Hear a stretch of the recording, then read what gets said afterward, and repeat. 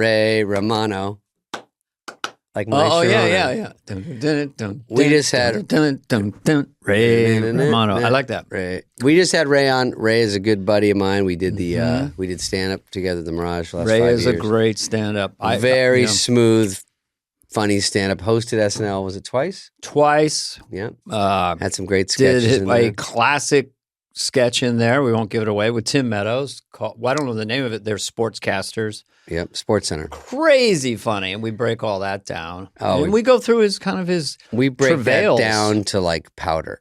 We break it down so into tiniest bits. It's like sand. Yeah, we break it down like this is how I went to the club, and then we break that in half. This is how I got dressed. We break that in half. Fourths. These are the shoes that I bought the night. So we keep digressing. Eventually, we got him back to he's just born, and his mother bringing it home for the He's done Ice Age. He's done. He just directed and co-wrote a movie that was very good. No bullshit. Dane and I both saw it. We both, without knowing it, saw it and not comparing notes. And on the podcast, I have to say, I thought it was a very interesting movie. It is a bit of a roller coaster. It's not just funny, but it's kind of a tearjerker in places. That was fun because I knew that we both love the film. So we kind of go over his career in SNL because I didn't want to come out with it. But at the end, I think he was excited or happy because we legitimately love the movie. Yeah. And it's a lot of stuff for parents. It's not like a dark drama, but it's dramatic and it's funny at the same time. And the name of it is Somewhere in Queens. Somewhere in Queens. I was going to say Night at the Queens. We turned into Siskel and Ebert. Movies to me. Am I Siskel or am I Ebert? You're the guy that's... Ray Romano is also, Yeah. especially when you look at his resume, especially humble and real. Yeah. He didn't really get a break in show business till he's 36. He worked at a bank till he's 29. So his story is very interesting. And God, he's done a lot after Everybody Loves Met his Raymond. wife at the bank. Met his wife at the bank. And, let's put it, eventually he made a deposit on her. Okay. Sorry. Spoiler alert. Spoiler alert. Dennis Miller will sometimes appear on the podcast. So Ray, here he is, Ray Romano. You know him, you love him, you know his voice, and he was very, very interesting. Have a nice listen, and remember, 10 and 2. Pull over and finish. Don't go to work or don't go into the store. Pull over and finish the whole goddamn podcast. Yeah, and the commercials are really funny. We don't like pauses. We're not the pause guys. There's no 30-second going forward, not with this podcast. Do that with the other guys. We don't play that shit. We should do a podcast called The Other Guys, kind of like the Will Ferrell movie. Anyway. We'll just remake that movie. Well, I think the camera went off 20 minutes ago. They're out of film. Film? Like, what are we, 1920? He's like, is there a spider, motherfucker? Heather, wow. Smash it and kill it to death.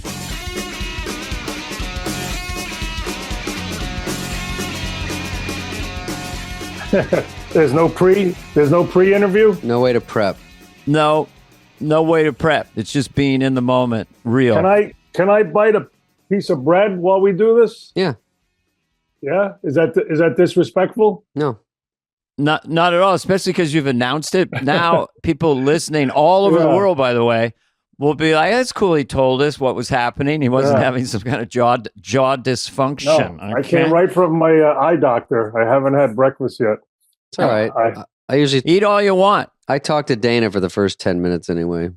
Oh, okay. So I discovered Spade, and Dennis Miller discovered, was it Chris Rock or who did he? Oh, he also Schneider. Did anyone discover you in a linchpinny kind of way back in the day? Some club owner, some big time comic. Hey, kid, you're gonna make it. You may what do you not mean, have What one. do you mean discover? Like, how did you discover those guys? Well, recommended them. Yeah, that's a strong word.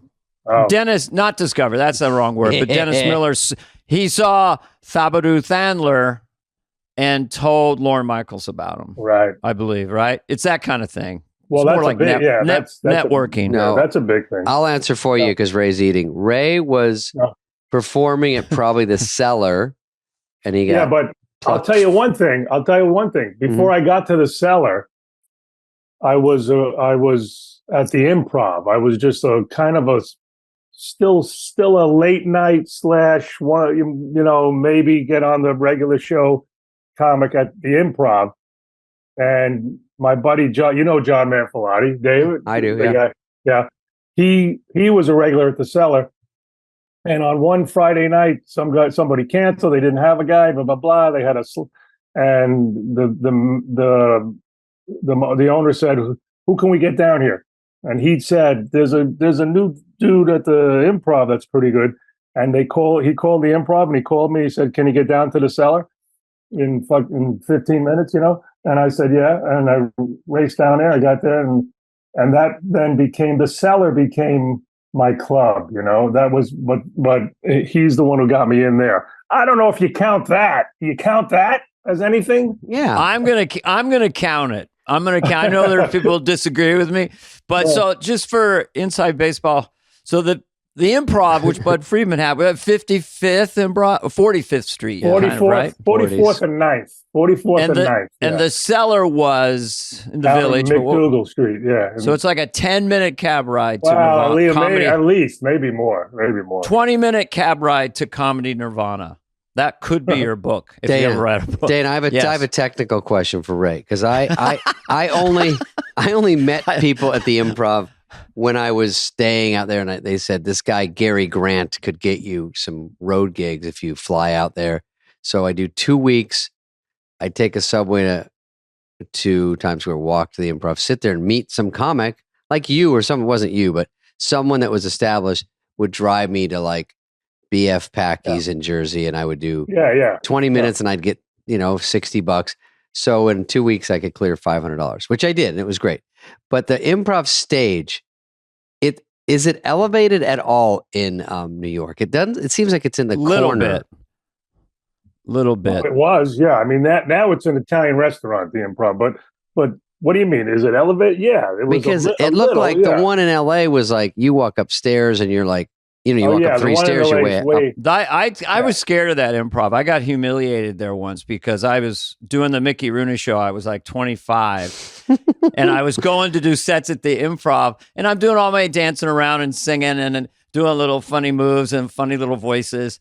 And I thought I was doing really well. And then old guy, probably 40, came up to me and go, "I like you. You get laughs, kid, but they don't like you." And he pointed to like 15 comics hanging out on the other side of the club. What? They don't like you. They don't get you. Wait, the New York Improv? Yeah, that was the New York Improv. Yep, 1981. That was before me. But I do remember when I was coming up in there. I remember you coming in, Dana, and this is when you were on SNL, and you did a spot, and you were the big guest star. And I remember, I think John Lovitz was in the audience at the Improv. Was at the Improv also.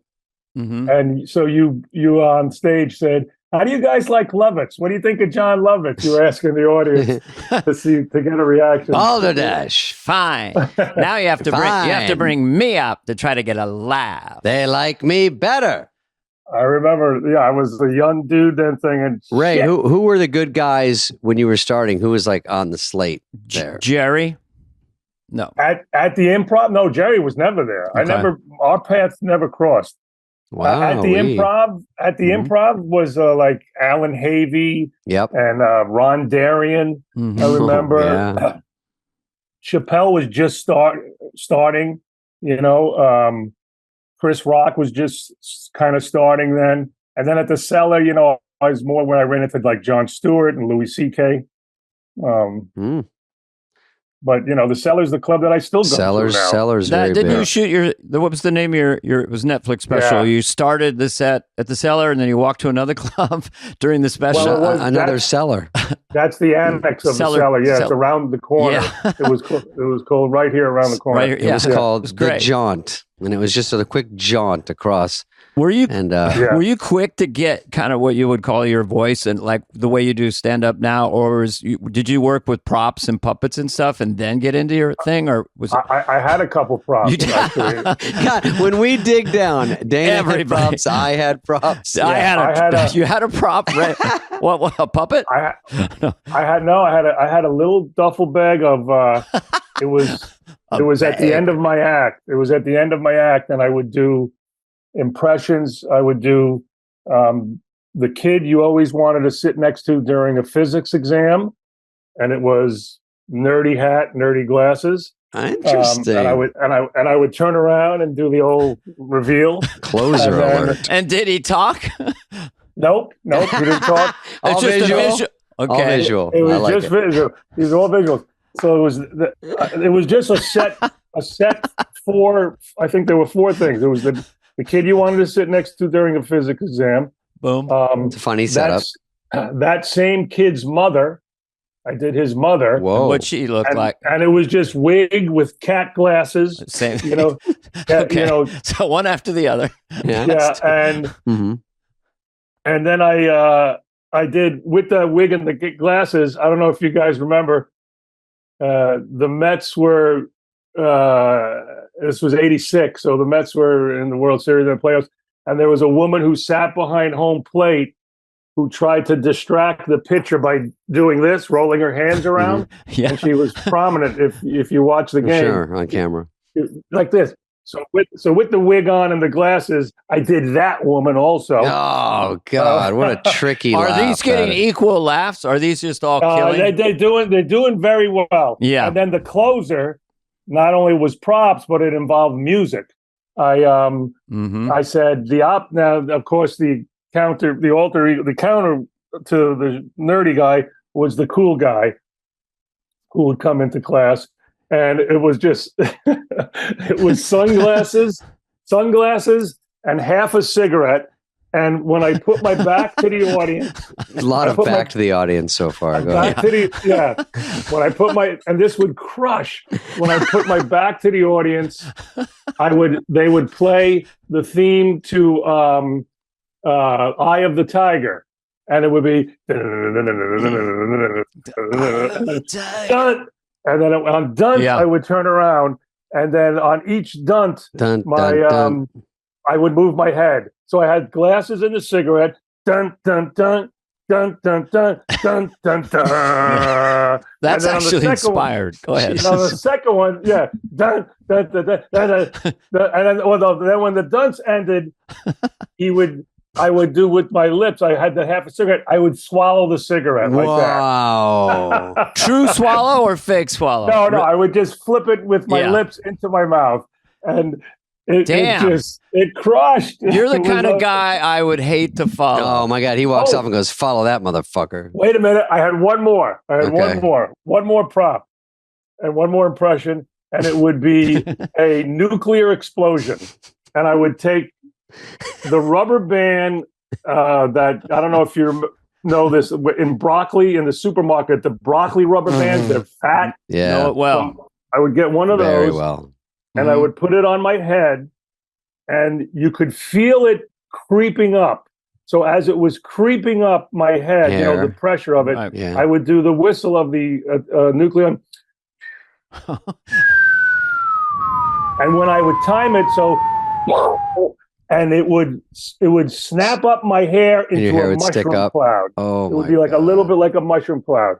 And very seldom did that not super kill. Well, damn. I mean, I know this sounds kind of crazy, but are those bits still around for hire? I mean, I got a couple nickels in my pocket. God damn. Visual. There was one day on when I got the TV show. What you got a TV show? What one was that? Yeah. Okay. I got Everybody's Raymond, and Letterman was our producer, So I would do Letterman at least twice a year, every year the show was on. So when I was running out of material and stuff, one of those spots about 5 or 6 years in, I recalled all those impressions sitting next to Dave. Oh, okay. I just showed Dave, this is from the old days and blah, blah, blah, whatever. And they crushed again. I'm not joking. That would have been good on Star Search because it's quick. It's fucking score. Yeah. And you get your last, you get 4 stars, you move on. I got 1.5 stars on Star Search. You did Star Search? I had Star Search. I lost to Geechee Guy. Geechee Guy, Joker Nade. Yeah. Did you do it? Did any of you guys do it? I didn't do it, but did you use those bits on Star Search? Because I can't imagine you losing. Not at all. Oh, no, not at all. I did, 90 seconds of stand up, and it didn't work. And you get a 2. It was 1 to 4 stars, right? Mm-hmm. So you get a 2 just for showing up, And I got 3, 2, 2, 2, and the last person gave me a 1. So it averaged out to 1.3. You set a record. That's the most dismal score I've ever heard of on Star Search. No, I mean that's cruel. I ask people this: how did you deal with stuff that didn't work well in your career, like that thing? Like, were you injured for a week mentally, or you just go? They don't know what they're talking about. No, I would. Yeah, it was a blow. It was a blow, but the story is actually has a happy ending because my wife was pregnant with my first kid, my daughter, and she was due about 4 weeks from that. So I fly out to LA to do Star Search, and if you win, you come back, you go the next week. But they film it like a couple days later. So I would have had to stay if I won. So I lost. And I told my manager, we were going to stay for a couple of days. I go, let's just go home. And when I went home, my wife's water broke and she delivered the baby the next day. So I was lucky to be, yeah. Did you kind of intuitively rate the baby at all with stars? When you saw your kid? Sorry. Well, what was funny? What was funny was she was born in the city. I like it.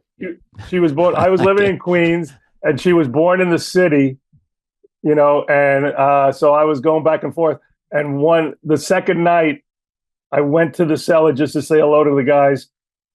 And I went down in the basement. And Mike Sweeney? Do you guys remember Mike Sweeney? Comic. Anyway, yeah. Mm-hmm. Mike Sweeney was there, and he saw me, and he goes, "Hey, congratulations, man!" And I said, "No, didn't you hear I lost?" I thought, he goes, "The baby, you asshole." Show business.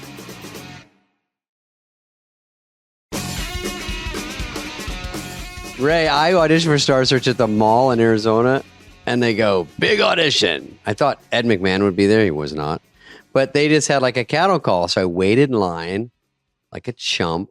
I wore a white sweatshirt that had a bat on it, like a Batman. Not even a logo that said, just Dana. It was just the outline of a bat. And I thought that signified comedy somehow. I don't even know why. Like Batman, like I'm cool. I don't know. So I go up and I do my bit. They're just running a camera and the guy's reading a magazine. And everyone just goes up and does like 2 minutes. And I thought literally when I even got to my second joke, it would be like a movie. He'd look up from the magazine. And then on my third joke, he'd start to stand up. And then on the fourth joke, he'd like hug me and say, we got him. And just like shut the place down and say, you're going to Hollywood. Literally, no one looked up. I did my act. No one called me. I go, and even for like 2 years, I'm like, it takes a while because they got to get the tapes and they got to review them. And so I never got on. God damn, I wanted that one bad. Both of you guys had the Young Comedian special on HBO, which I don't know if it still exists, but that was kind of a big deal. And I coincidentally hosted. Yeah. Hosted Ray's? Yeah. Oh, I didn't know that. And I just, my blink about you then was just the confidence. And I've gotten to know you a little more over time, but you came across so confident. And right as I was about to go out to introduce you, you said, reintroduce me as Regis. So I don't even do an impression of you, but so I did Regis Philbin introducing you. Did I say that? Yeah, you just said, do Regis. I want to be brought out to Regis. And you crushed. Do you remember who was on that one? Janine Garofalo. Yeah. Help me out. Andy Kindler. Andy Kindler, who's hysterical comic. Nick DiPaolo. Yes, another great guy. Bill Bellamy. Mm-hmm. Bill Bellamy. Wow. And Judd Apatow. Judd Apatow. Yeah. Really? Judd was on that one? I didn't know Judd was on any of them. Judd was on that. Yeah. And did that help you? That's kind of a boost back then. There wasn't much going on, and HBO was a big deal. Yeah, I mean, I think after that, I got my own half-hour special. Mm-hmm. They did those half-hour specials. Sure. So I got my own special. It was all good, but you know, the thing then was to look to try to get a development, not to try to get a development deal, but that's what was happening. And nobody was offering me anything. I had done all of those things, you know, the HBO, the Young Comedians. The you start to get nervous because you go, I'm out of like tricks here. They've all seen me.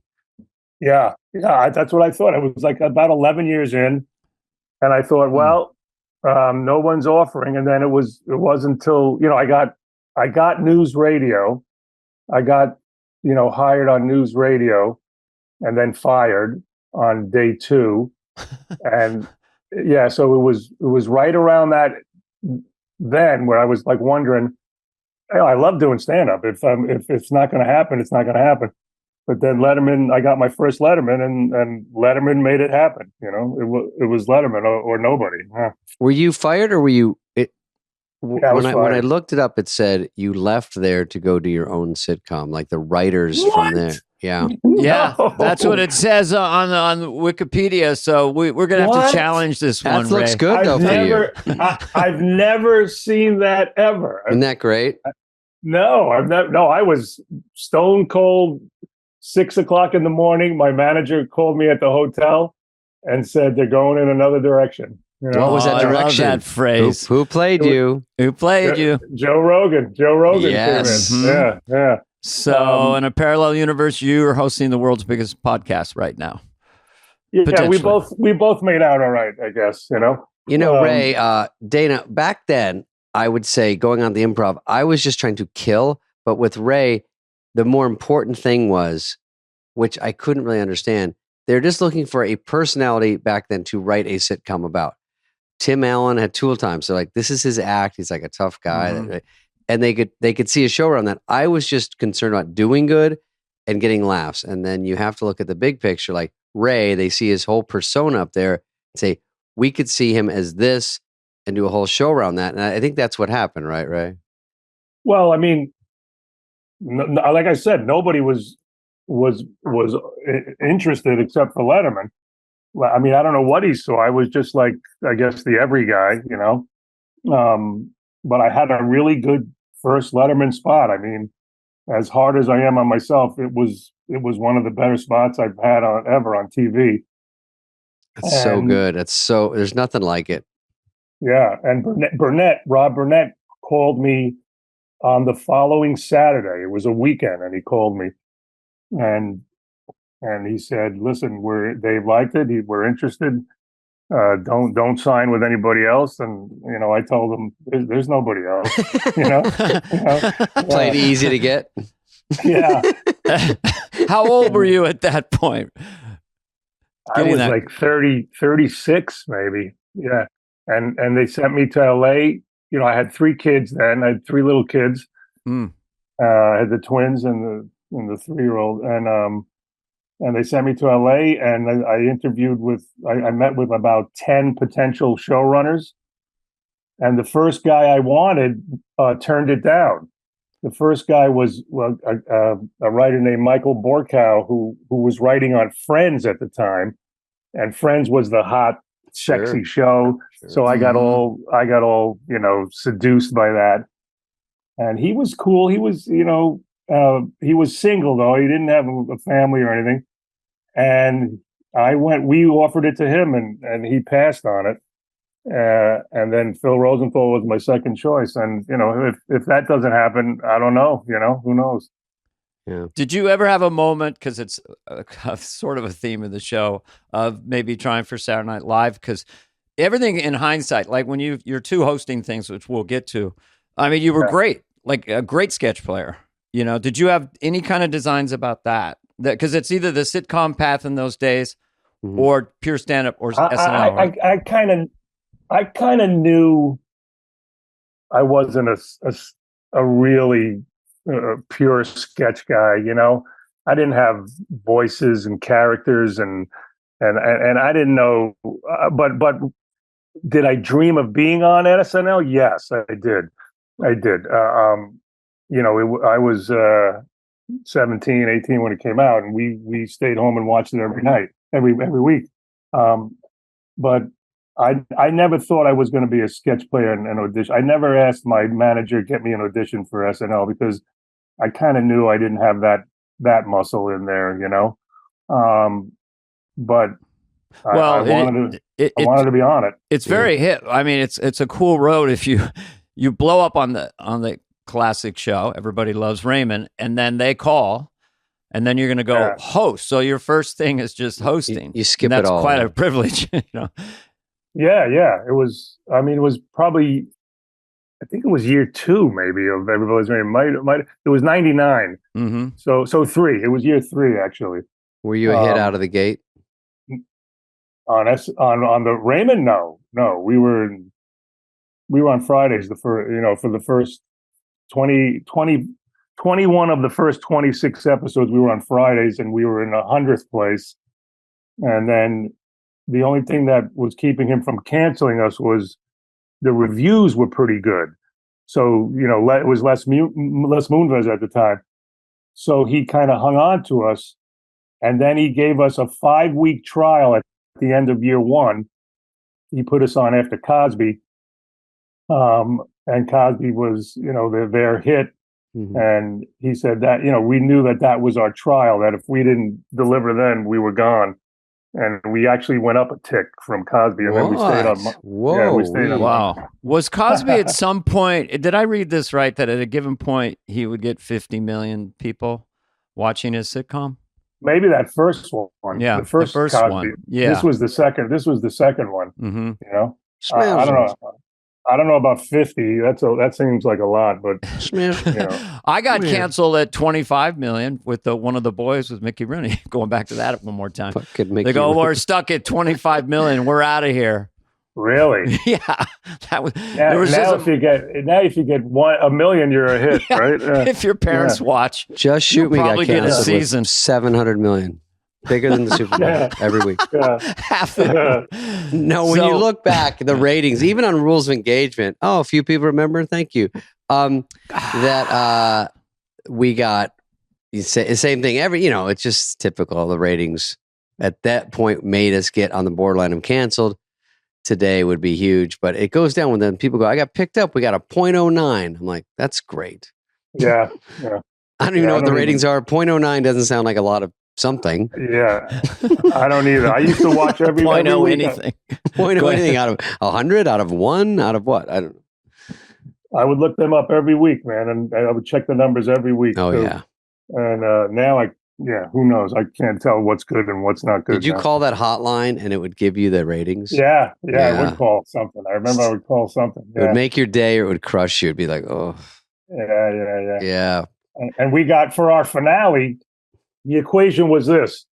We got, if you took Seinfeld's finale and subtracted Friends' finale, that was the numbers for our finale. Yeah. Like literally exactly perfect. Funny. Yeah. But it was good. It was good. Big. But Seinfeld got like 75. Friends got like close to 50 or whatever. We got close to 30, Yeah. Huge. Damn. Huge That's numbers. just gigantic. That's bigger than the Oscars. I saw a sketch you did, Ray, about Sports Center. I mean, we don't have to get into all the sketches, but there was one when you were with Tim Meadows. Yeah, that was that's the one. That's the one. Is that the one, really? Because when you look them up, they're on YouTube and you jump around, but that one. Well, that's the one that has a little bit, the barest nugget of a little bit of a cult following because of the Sweet Sassy Molasses. Yeah, I wonder if thing. they say it on TV and Sports Center now because it's so fucking funny. That was very inspired.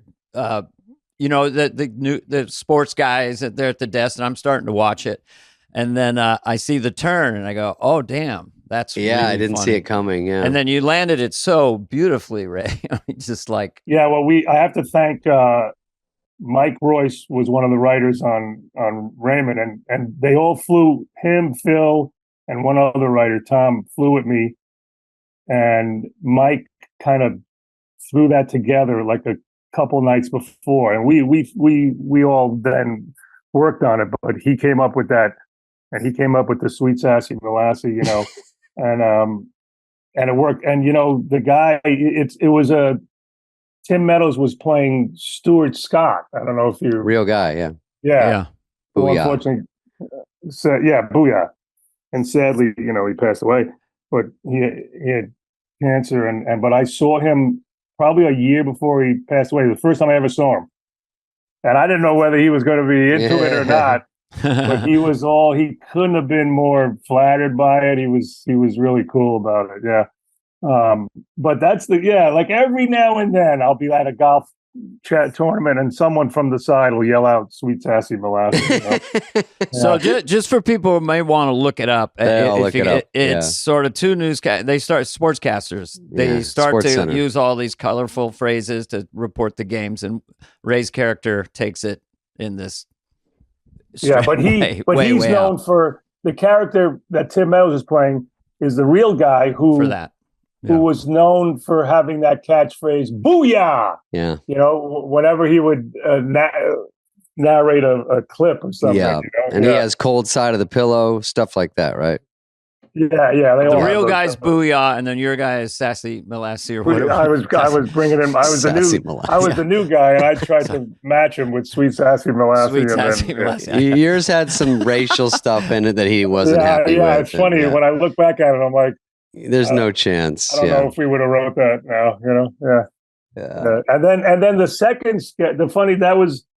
What happened was the night before we flew in for SNL. I think it was the Golden Globe Awards. It was one of those awards, and Roberto Benigni won, and he jumped up on the chair, and he went crazy, and I was looking at him, and I was thinking, I could look like him if they could make me look like Benigni, and on the plane there we threw together the sketch that was the second one up that night. Was the Roberto Benigni comes into the restaurant and goes nuts, Yeah. Was there any? That was in the same show. Same show. It was. That's good. Out of the gate, boom, boom.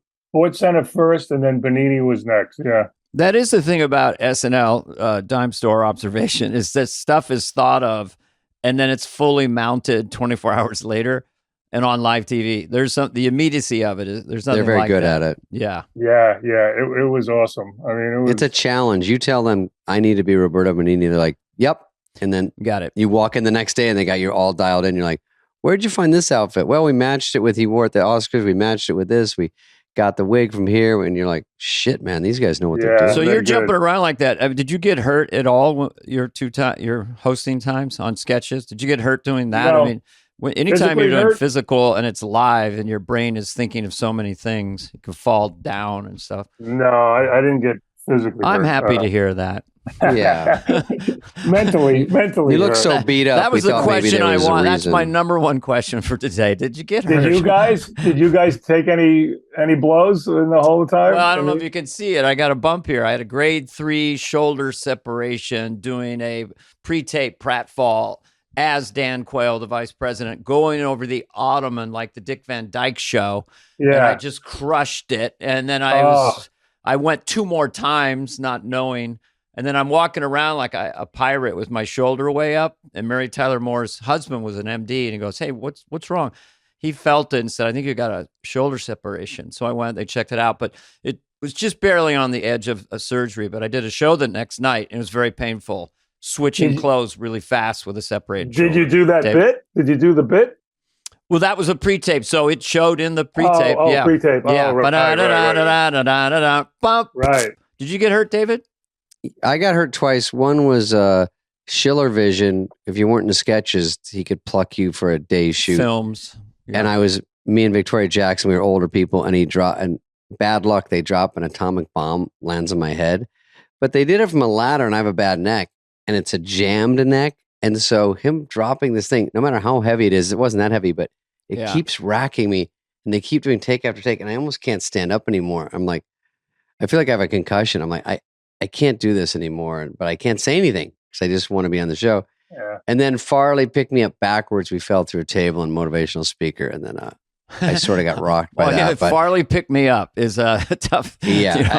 Where does that go? And by the way, it's not super thought out in quotes. So He's like, I'll pick you up and we'll kind of spin around and fall through a table. I'm like, sure. And whatever happens, you just cross your fingers. But yeah, you weren't hurt during Ice Age, were you, doing that voiceover? Yeah, I was.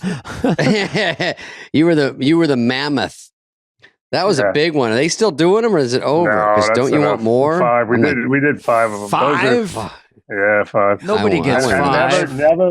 Well, you've done. I mean, you guys have both done animation, right? Transylvania did 4, and I'm like, do one more, motherfucker. Secret Life of Pets. When you did it, did either of you have other actors in the room with you? Because I never did for 5 movies. Nope, nobody.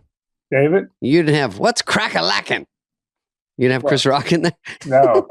No, I never did. We talked to Andy Samberg, who's in Hotel Transylvania, and I told him I thought Miley Cyrus was first going to be Selena, or Selena's part, which we didn't even agree on that. So who knows if it's a lie. And then he said, I never actually got to do it with Selena. And they play boyfriend and girlfriend, husband and wife. Right. And I'm like, all 4? Never? He's like, no. Yeah. We don't even do read-throughs anymore. You know, we used to do one read-through at the beginning and then. I just get pieces, right? I didn't really know what I was doing or what the movie was. I didn't even know the plot. Just start yelling. People would be saddened to find that out. I'm just a mad dog. I don't know, and that was it. And I see it at the premiere. I go, what? I know. I mean, listen, it's great to do it. You know, especially you got kids and all. It's fun, but it's really creatively not that much fun to do them. You know, you can't move away from the microphone too much. You know, you're trying to animate. Yeah, you're trying to act. I'm trying to be a mammoth sliding down an ice glacier, you know, and they go, Ray, you got to keep your head still. You know, you can't move. Well, there's about 5 people behind a wall of glass. You're in a booth by yourself or a little studio. Right. And you just look up to, if you can see them kind of laughing, you can't hear them if they don't press a button. And you're kind of just in a vacuum thinking, is this funny? I would assume you could improvise a little, right? Because I couldn't. Yeah. They really didn't. Oh, really? They didn't really encourage improvising. Not too much. They'd let you do it, but you knew later on they had they knew what the story was. You right. Oh, now I'm going to do 3 minutes.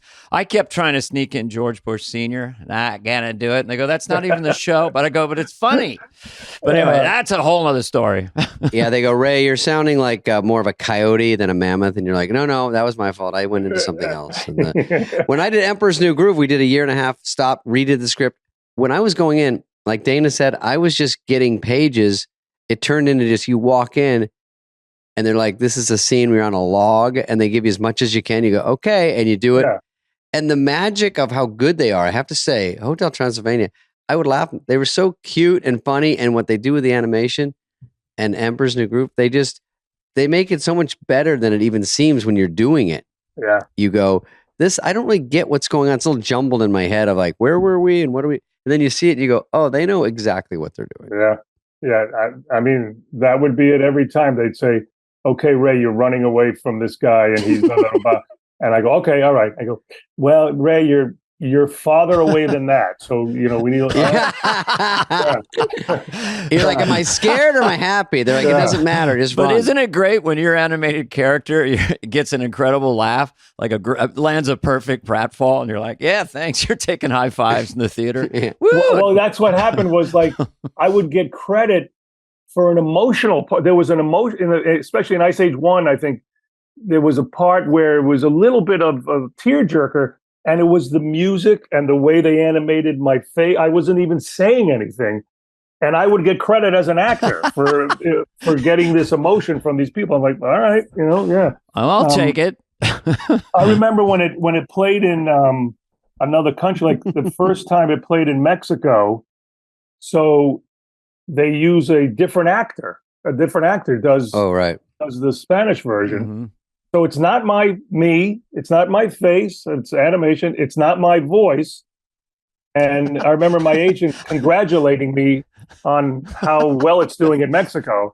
I'm like, all right, I don't know if I get that, but okay, you know, I have nothing to do with it. But they're like copying you. There's a German David Spade that does my stuff. Oh, really? So, Schwarztiten, hey, buddies? Or what? I'm sorry. Hey, buddy! In German? Schlausweidend? Gets all my nuances. That's he goes, fake there's German. no Don't be nuance in his offended. performance. All same performance. Uns verschweiden. Ein, zwei, drei. Sorry, fake German. Are we going to get letters? No, I don't know I what's know. a I German. know. I took Yeah. German in college because my Really? girlfriend. Yeah, because Gesundheit. the girl I was dating at the time spoke German. I thought, oh, she'll help me, and then we broke up, and I was stuck in a German class. Yeah. How do you say yes? I have perfection. Yes, I have No, I protection don't know. in German. No. Here's all Falls I no remember. baby on uns. That's not how it works. I remember 1, 2, 3, 4, 5, 6, 7, 8, 9, 10. Zane. Wait, Yep. and what does that mean? That's 1 to Ein, six, 10. zwei, six. Yeah. What? Sieb, six. That's counting 1 to 10 in German. Yeah, that's Dana. it? Oh, I thought it was some sort of pickup line. No, and then Ich liebe dich is I love you. Oh, and I love Dick.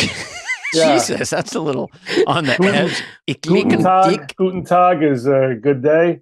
What do you? What about Uh-huh. Hausaufgaben? Is homework? Hast du Bruder? Have you brothers? Nein, but Abracadabra is Weiss Schwester. Abracadabra sisters. is Or like we- Abracadabra. Uns abracadabra. Hitler used to be a magician in the 1920s. He was a painter Uns as well. abracadabra. Uns abracadabra. You don't know when the rabbit comes. Sorry. Sorry, Ray.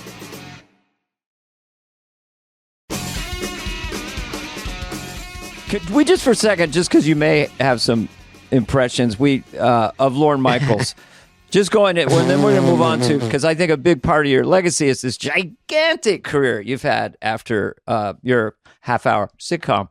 But do you have any, like, were you just intimidated, or how did you just process being in the 17th floor with all the writers? You go into Lorne's office and he's talking to you. People have talked to that moment. I don't know if you have any thing. Well, I didn't know how it worked. You know, They point you where to go. I was, very, of course, nervous. And the first day you go in the office, right? And again, this is 20. I haven't been on in 23 years, but all the writers come in and sit all over the office, all over the floor, right? Yeah, it's just packed with people, and they all pitch what they're thinking of. You sit in the only good chair. Right. Next to Lorne. And I didn't know till a couple of guys told me later, like, sometimes they don't have anything, so they just make up a pitch, right? Fake pitches. Yeah. You're a caveman afraid of caves. But you hear everything. You hear all these, I don't know, 30, 40 pitches of different scenes. And it's intimidating because you're like, one of them is, you're a Southern farmer, and you're da-da-da-da-da. And I'm like, I can't do a Southern farmer. I don't know. You play a carrot stick. Okay. Yeah.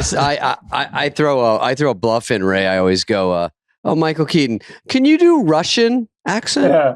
And he goes, yeah. And I go, okay, for no reason. Well, one of the pitches was, you're my grandfather, and you're this, and my knee-jerk reaction was, this is how stupid I was. I was like, wow, he thinks I look old enough to be his grandfather.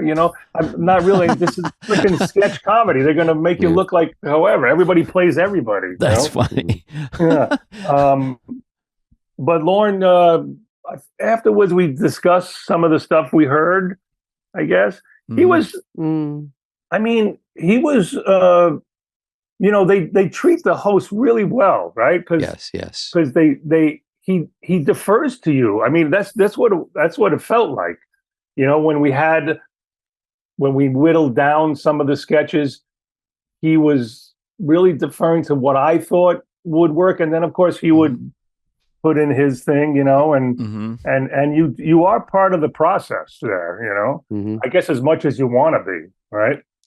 Yeah, it's something because you take his advice because he knows the show, but he also lets the host go, if you're not comfortable or if you don't. And like he would do this it one. like this: if everyone's talking, silence. Raymond, it's just that. Yeah. What are you sort of circling the wagons on what you might want to do? Like he'd go, raise my grandpa. What did you think of that one? And you're like, I don't know. And he goes, is it because you have to wear gray hair in it?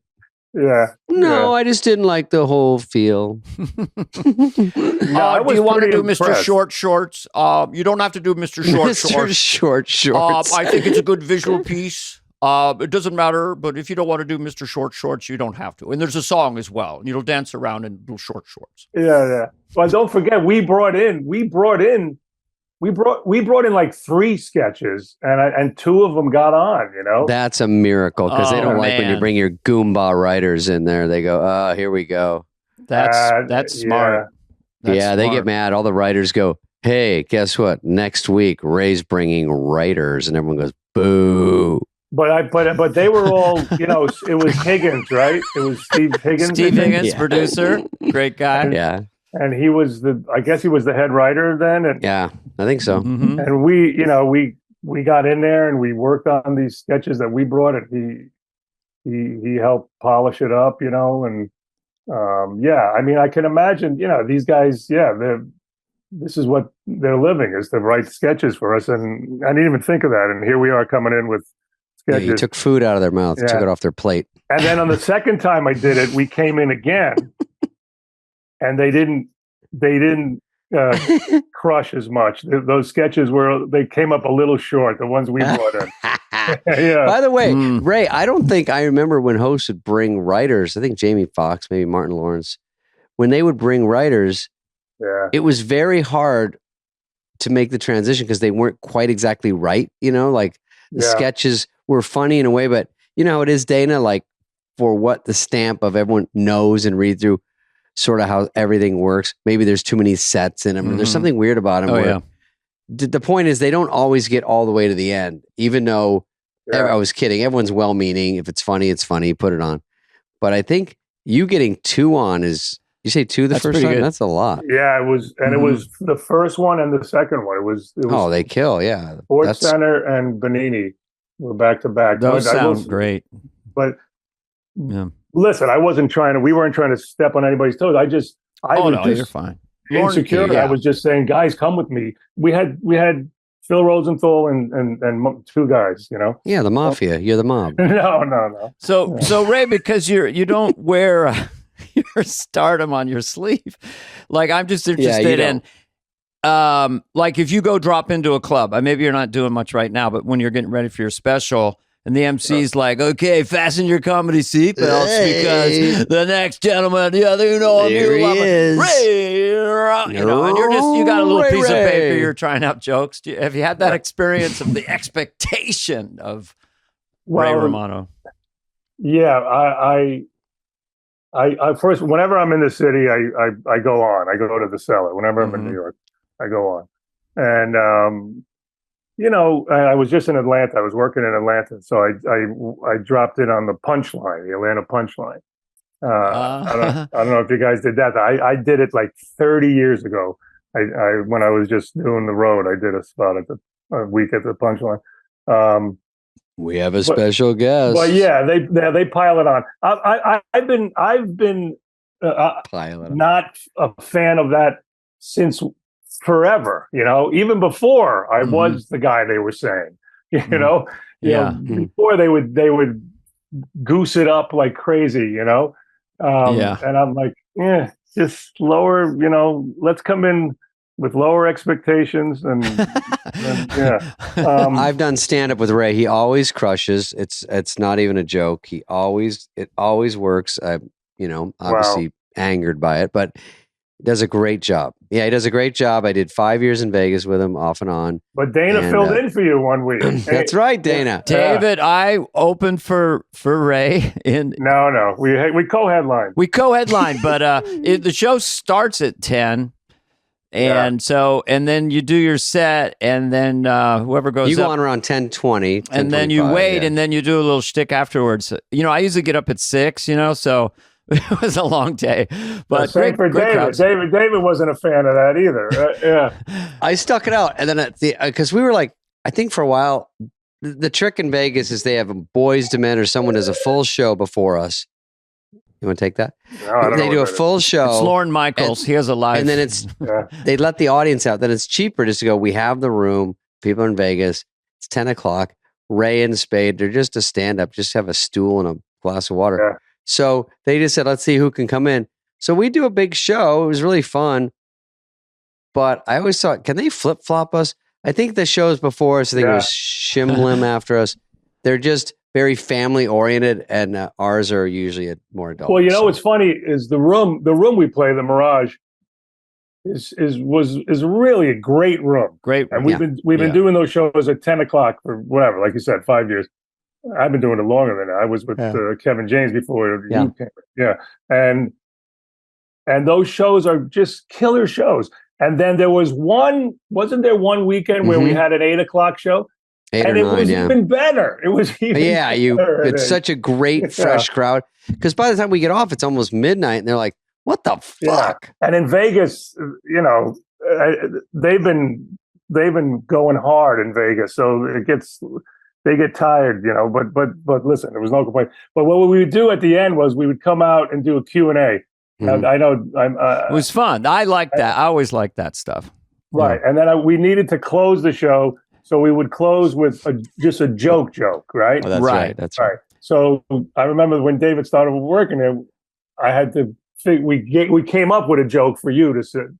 Yes, right? Of course. I didn't have one. I go, we do a joke, and you go, well, here's one. You gave me a good joke to just say. You do one, then I'll do one. Yeah, and you did it, and they're kind of dirty jokes, but you know whatever. Mm-hmm. And I remember Dave, and every time, you know, we do the gig every 3 or 4 months or whatever, 2 months, and you come back and you'd kind of half forget the joke, but the joke was bomb-proof. Bulletproof for sure. Okay, one of you has to say it, because if I was listening to this podcast, I want to go, well, what was the joke? It's a little R-rated. I'll remember. tell you, because every time I get it wrong, and I would look at Ray baffled, because the most infuriating thing was, he goes, all right, let's just end with a joke. You got one? I go, yeah, I heard one from my roulette dealer. And I would say one, and then he would say one. Okay. And his, luckily, was so good, because he gives me one that works every time, and then I would just look at him, and he'd stare at me and go, you motherfucker, because I'm just mangling it, and no matter how you tell it, it would get a laugh, and I couldn't believe it, because I'd be a little buzzed, and I'd go, blah, blah. And I could see while I'm finding it while I tell it, I go, it's this. Okay, it's this. By the way, it's not that good. We've overhyped it. It's not that good. Yeah, it's by the way, it's 5 sentences. It's past midnight on the Strip in Vegas. Here comes David with his joke. Oh yeah, Ray, I got one. All right, here he is. Okay, it's a couple's. See, what's good is now you can't remember it now, which is exactly how you would do it then. Exactly. That's it. Perfect reenactment of you on stage. Go! And then I would back out. Yeah, I back out. Okay, 3, 2, 1. What's your joke? It's a couple, but they are 90 years old. So it's their 60th anniversary. I'm just making up numbers. 60th anniversary birthday. And so the guy, as a present, the woman says, I'm going to go wait in bed. I'm going to go get my present ready in the bathroom, and I'll be right out. So he lays in bed. She goes in there and strips totally naked except for a cape. And look at Ray, scared. He's already grinding his teeth going, okay, you're already a little off. The crowd is restless. Land it. Yeah. She comes out, leans at the foot of the bed and says, super pussy. And he goes, I'll take the soup. He got through it, Ray. Was that by the way? First of all, Ray goes, you always run over super pussy, which is supposed to be a laugh. But I rush to get to I'll take the soup, and that works enough. Yes. But there's two there. He says super pussy, and that gets a laugh, but he never waits for the laugh. He steps on the laugh and goes, I'll take the soup. And it kills anyway. Yeah. So the proper way, because Ray, would be super pussy and get all that laugh and then hit it. Get the double laugh. The guy says, I'll take the soup. Yeah, you almost like wait, and then you go, I'll take the soup. Okay, because there's going to be people listening who are going to tell this joke at a cocktail party tomorrow night. Yeah, he's thinking it over, and then he finally goes, I'll take the soup. And then Ray tells a great one, but I won't give that away. But anyway, let's talk about his movie that I want to observe one thing and quickly get to his movie, because that's something that he's going to love. We're going to say to him in a minute. I kind of feel like when I watch your stand-up, I go, honestly, is this guy the best stand-up in the world? I mean, some of your stuff on YouTube and stuff, I'm like, it seems like it's almost overshadowed by how much stuff you've done. in acting. But anyway, go see Ray as a stand-up. I sincerely wanted to say that.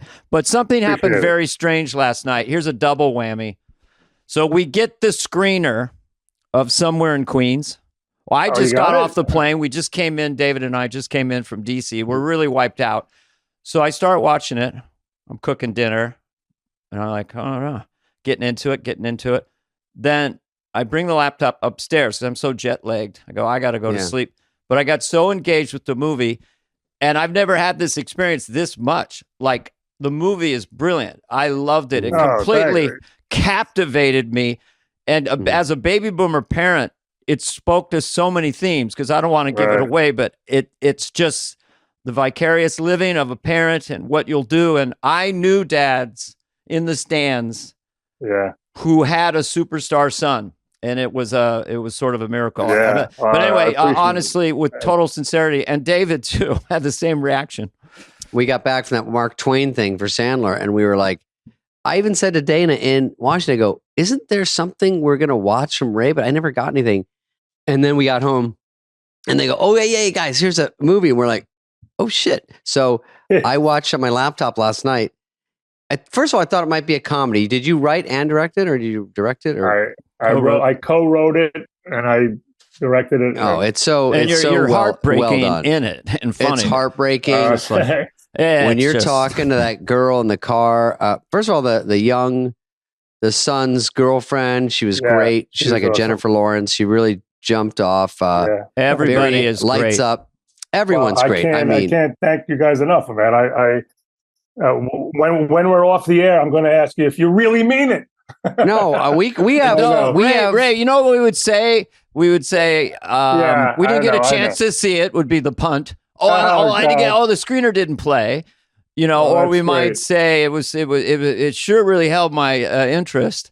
It's just fun to be able to tell you. Maybe it's because we were jet-lagged, but it has so many themes in it, and your character is so heartbreaking. Just being a father myself, and just the length a parent will go to for the love of a kid. The story came out of nuggets of my real experience with my kid and my family, and my son was a basketball player, and he's 6'5", my son. Mm-hmm. So he was one of the star basketball players in high school, and I knew he wasn't going to play in college because he wasn't a guard, and at 6'5", you're a guard, And so when it ended, I was really feeling sad that I'm going to miss sharing this with my son. But if I'm being truthful, I live vicariously through him. I like the attention I was getting too, which how pathetic. But if you think about how pathetic that is, I don't have enough. I'm in movies, I'm on TV, but that whole world is so different, and it's so interesting. And you're not an athlete. I mean, you might be athletic, but you're not to this level of these guys, which I wouldn't be. And you sort of admire people that can do stuff you can't do, and it's your own kid. Right. And so you take responsibility. You're like, that's my guy out there. You can't help your ego. Human ego gets intertwined, and the other parents want that have the bench sitter kid or the kid that barely plays, and they would sort of love to have that, and they're trying to get. It's a whole social dynamic with parenting. I mean, it's an amazing ego structure of look at my kid. I had one in junior. It was a CYO basketball. So there's the kid who's like 6'2" in 8th grade. So I'm sitting next to his dad. He's getting all the rebounds. And he goes, look at my kid get all those rebounds. I go, well, he is a lot taller than everyone else. He goes, that has nothing to do with it. He just wants to get the ball. Nothing to do with it. My son's 4'11". Are you kidding me? Yeah, I know. So and well, that was the germ of the idea for the story was when I felt that emptiness. I just thought, I at least have other areas where my life will be full. But what if it was this poor schlub guy who had nothing else but this, who felt invisible in his real life, and his son brought this out. But it's a smart way to do it. No, the things that happen, I don't see coming. your wife in it. Did not know who that was. Took me forever because she does such a disappearing act. Of Laurie Metcalf. Laurie Metcalf is so well. Obviously, she's incredible. You both were great together. Yeah. I don't want to give it away, but there is a scene that you captured the tension of someone being busted, and the way that whole scene built, and the way you landed it. You just felt viscerally, shame for your character. So it's like not easy to do. It's not an easy thing to land in a movie. I'm glad you guys feel that way, man. That makes me feel good. I'm telling you, I was bawling out of the blue. Spade was crying. Wanting it to be like, because it's funny moments, because you're a funny guy, but when you weave in, which is very tricky, a real situation where you're not trying to do like, I'm going to do a joke now. It's just the way people talk, and then someone's being kind of funny just because that's the way you talk. When the girl comes over and someone goes, she's so nice. And she goes, I do not fucking like her. It just comes, those things come out of the blue. That might not be a great example, but you just do funny things. Well, you're talking about the Italian, my wife, who's, what I wanted to do was take this story, which will be universal. I'm glad you identified. I believe so. Relate to it. Yes. But put it in this specific universe, which I lived in. I grew up Italian in Queens, but my wife, I married into that world that we see in the movie. The traditional people, the right off the boat people, everything with all the traditions and the parties and the all the food and everything. Mm-hmm. And I said, let's just do this story and make it specific, but it's kind of like the formula that worked for Everybody Loves Raymond. We made it specific, but it was identified. When it comes to family, everybody kind of identifies with it, no matter where you're from. Yeah, it wasn't I'm not Italian. I'm not from Queens. I was just relating to different things, even heartbreaking stuff with relationships and dating. And there's a lot going on where you go, oh, God damn. Yeah, it's funny, and then they catch you off guard again. And just the one character, which the casting of your son he was amazing too, and just had such. I can't tell you how hard it was to find a kid who can. Sure. He doesn't. The kid's an introvert, so he has to emote without saying a lot, and so he has to be a pretty good actor and also a good basketball player. It was so hard to find a guy. Of course, he was shooting threes and. Oh yeah, he's a good player, and we would get a list of guys. We would look at all of them, and we would narrow it down, and then we would say, "Put yourself on tape playing basketball for 5 minutes," because they all said they could play, and within 10 seconds, you could see this guy's never. It's all edited basketball. Together. Yeah, but this kid was driving Postmates when we gave him the role. He was just he just had college films that he did. He's a great kid too, so I'm happy for him. Yeah. You touched on so many just experiential things that were just like I knew a guy. I don't want to give names away, but like his first love, he's 20, and he basically told me that he'd said to her, "I'll love you no matter what, forever," or something to that effect. And then she was having sex with his best friend the next day or something. It was like he said he said. I love you forever. Yeah, too early. Too early. And it's like there's a lot of stuff in your movie that. But she was like, "Oh, I'm covered. Even though I'm going to have sex with your friend, you're still loving me, right? That was the deal." Yeah. And he's like, "Well, I'll love you forever, no matter what." On the second date or something. It's like, Oh, believe me, I used to pour my heart out to these girls. But I can see it, writing wise, because I've tried to write movies. The fact that you're wrapping up every story is very hard to do. I mean, everything sort of just falls into place all the way to the very end. Yeah. And sometimes we thought we don't need to wrap up everything, but no, but it's true. But they're all very nice. I like them all. And I love Sebastian in the movie too. He's just a great tough brother.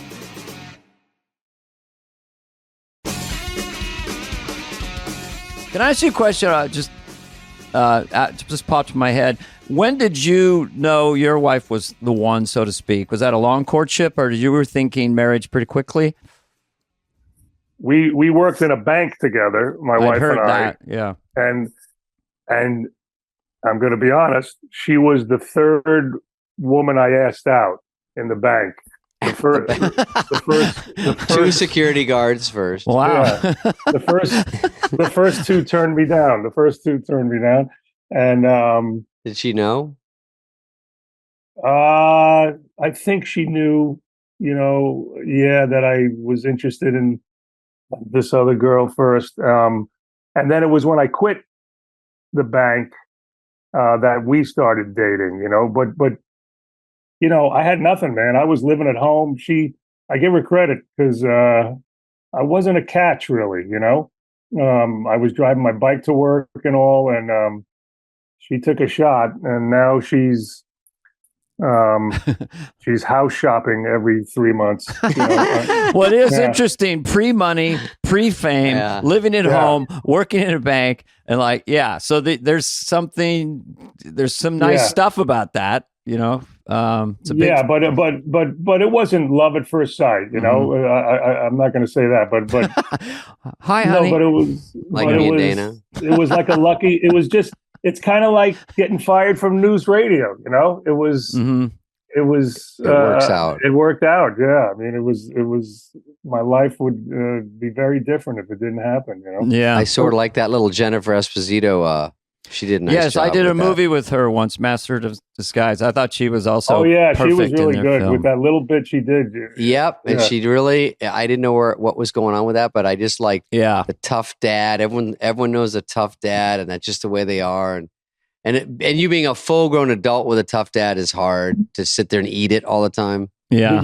Have you guys directed anything ever? No, I haven't. Man, it scared the hell out of me. Man. Oh. I can't tell you how frightening it was leading up to it.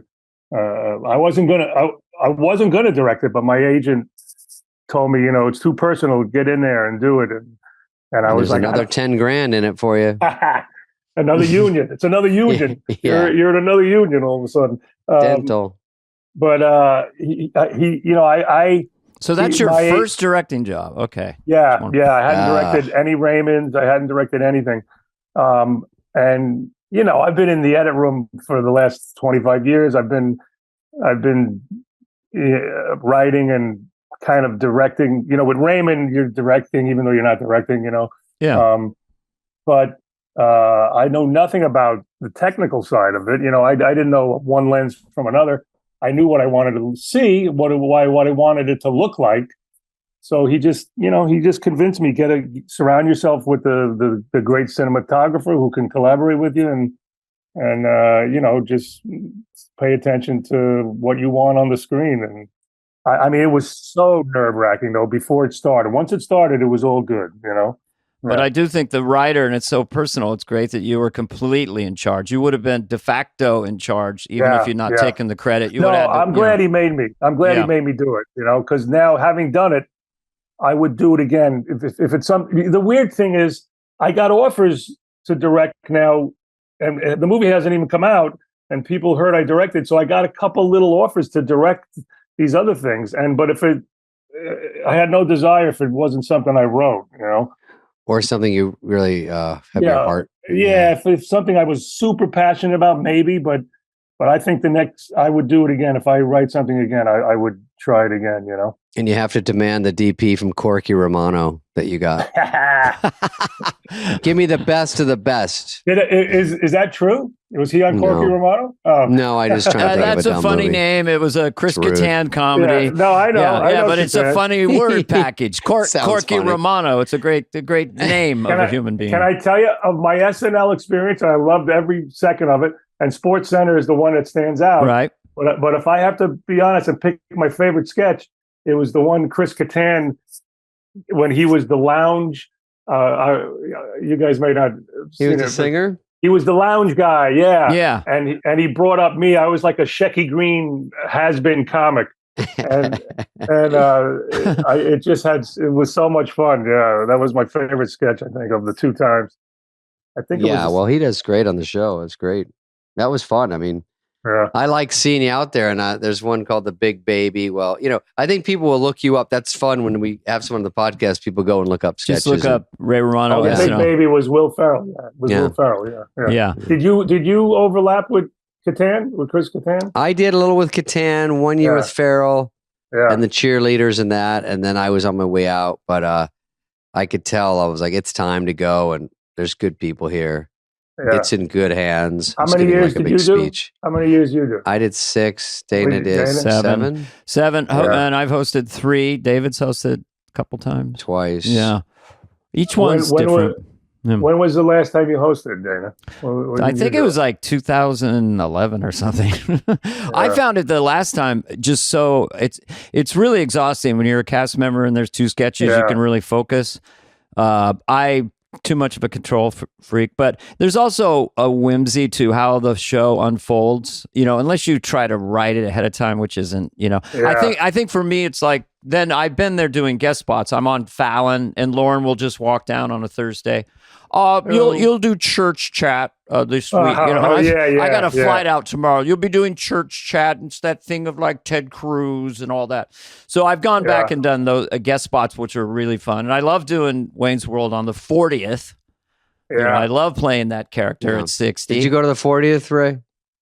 No, I didn't. I went to the 25th with Peter Boyle. Tight list. I remember with Peter Boyle. When's the next one, man? What are they coming up on? 3 years 50. will be the 50th. So, do you want 2 for? Yeah, do you give want me us to 2. talk to Ray anybody? plus 1. Let's see. Go ahead. Dana, do your kids do stand up still? Are they still doing it? Now we have a production company. We're making content. We finished a scripted. Stand up has to be. Well, it's just rough out there now. It was heartbreaking to see that it's either opening for me where the audience is so jacked up, or it's an open mic where because I suffered so much in bad open mics, and it wasn't my fault. They're having dinner or heckling, a bar. But now doing content is more specific, more connected. Like we're going to do this more thing. Fun, it's not ethereal. And basically stand up. In the end of the day, is traveling. If it's really your job, it's about traveling. I didn't watch, Jackie Gleason or Carol Burnett in the 60s and I want to do that. But I didn't think that would mean we're gonna push back from the gate in a few minutes. But right now we have some maintenance guys coming on board. So the travel part of it is the part I don't like. Yeah. But the gig my son is fun. tried it. My one son, one of my twin boys did a little road. He went to Albuquerque. He went to Denver and did these one-nighters. He did like 5 of them, and that was his only taste of it. And he got depressed that he was at a bar where they weren't even facing him, and he was getting upset that he was. What if I'm not funny? I'm like, you can't tell you're not if you're funny or not from that. It's. By the way, you got to do that. That's the sad part about stand-up. In the beginning, years you got to muscle through all that stuff. Yeah, and I went to a lot of open mics, and most open micers, the audience, even if the audience is pretty good, the reason they're not doing well is because the audience doesn't get what they're talking about. Like they don't set it up properly. Like clarity, without clarity, which you learn over time. But anyway, they had nights where they would crush, but it still has to be a specific passion, and the stuff we're doing now, they're enjoying more. Oh, good. Yeah. That's good. Also, stand-up sometimes leads to doing content. They're sort of just going, let's get to the part where we make stuff. It teaches you a lot to trust your blink. And that in the end of the day, the sensibility, if it's similar in a room, it's so much more pleasant. Like at SNL, there was a very narrow sensibility. And so when something worked, everyone all knew it, sitting around the writer's room. Oh, that'll work. That'll kill. Right. But, anyway, it's been a good life. David has good luck with the movie, Ray. Thank you, man. April 21. Somewhere in Queens, and it's in theaters? Or is April 21, it goes into theaters. Somewhere in Queens. I highly recommend it. I really do. I think it touches a lot of stuff. It lands beautifully. Movies just don't work that much. I mean, The Big Sick was another one of those kind of indie films that was sort of, or small, that this is in that league, if not better, or what touched me more because it was so specific to my experience. Well, me thank too. you. Yeah, thank great. you. And I'll see you. Will I see you in Vegas, David? Where are you going? I'll be over at the Venetian with Nikki Glazer, but I'll yell over because son of a bitch. I know, but it's 8:30. I'm playing the. I'm headlining the Mirage. I guess you're out of town on. When? Oh God, I hope it's right. You're going to do it? Oh, July 7th Mirage or is 8th fun. or 14th or 15th. Yeah, in Oh. July. Yeah. Well, I'm there. You know who took your place, David? Right? Is No. Brian Regan. Oh, great.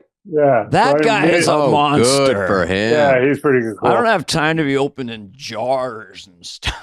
Can't do it. But I love that guy. That's it. Yeah. Walk him through the joke. Give him super pussy. Yeah. We loved it, Ray, and we hope to see you around campus and here, there, and everywhere. I appreciate it. Thanks. Yeah.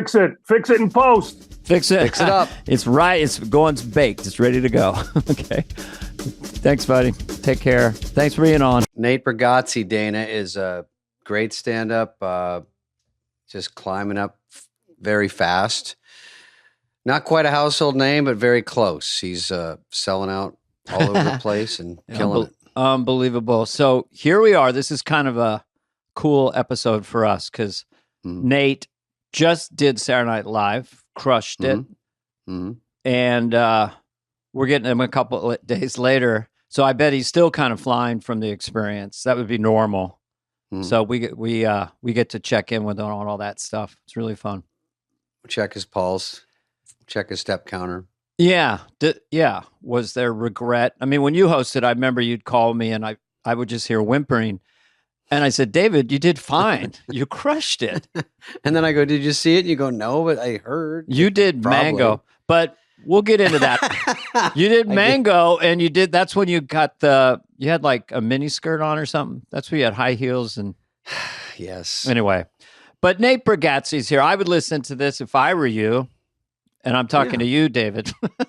I'd listen to it mostly even just to hear me. No, Nate's a really nice guy. We had a great time talking to him. Yeah, maybe he'll be a prick on this, change things up.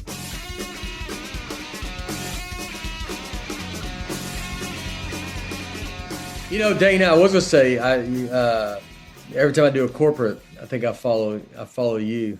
Big, when you do, because there's the amount of people doing corporates. There's like 5 of us that are doing them. Well, it's your time now. But you know what? There's a lot of tricks I use. You know, I read their website, I get their vernacular, and I pretend that I'm an expert, whether it's a tech company or anything. I'm there actually. Gets them on my side, but they can be chilly, right? I mean, even you, who's got one of the best acts out there right now, for sure. I mean, is it tough for you to do corporate, or you're pretty much? I do. I mean, I just do what I'm doing, my act, being clean. Yeah. So, but they can be. It's really just matters the setup. It's the setup, how you're introduced, and they're not as when you get to a level where they can be. It's like the stage is nice, and some places they can be really good. But then some can be they're far away from you, or they can't hear you, or can't hear you. Or I was recently played corporate in Hawaii, and it was like at 10:30 at night, driving wind outdoors on a little tiny stage, and there was like 20 of them scattered, a lot of empty seats, kind of hung over and looking at me. So I brought the CEO out of the audience just to riff with him because when I see someone like you or Jerry Seinfeld or David Spade, who has just this great material, I'm up there dancing for my money, I just want to ask you this question because I was curious about that. So you've got your tour and all your stand-up dates. And so, you're home, you're resting. And then someone calls and says, there's this corporate date. And you're like, well, I just got off the road. I don't want to do it. And then they come back with more and more and more. And eventually it gets to a cartoon number where you feel like you have to go. Or is that, or are you in the place where like, okay, I'm off. I don't care who calls. You would, I mean, I'm on the road, but it's like next year in the fall, I'm taking off next year. 24. Yeah. That's like a year from now. Yeah. The tour goes all the way to June or July. Yeah. I got to tape another special. And then I'll tape a special. Then I'll be off from like next fall to whatever, May, some of 25 and then do another one. I looked at your site. I saw your dates and was interesting that you, like Brian Regan before you, you're clean, really clean and hilarious. So you could do an afternoon show and you could do a second show. But what I was curious about is like your monologue on SNL. Can that be in your next special, or is that in your mind you can't use it? No, I think I will. I mean, it's in my act now. With SNL thing, I mean, I got to go. I'm going to Peoria Wednesday and then Chicago. So that's yeah. And so I'll be doing it. I have other stuff surrounding that, so it'll be. I was worried about it. Like, all right, is it going to be burnt? Like, if it depends on how it does too. If it got so crazy, but I mean, I think people want to see that stuff live, and it's all attached to a bigger chunk.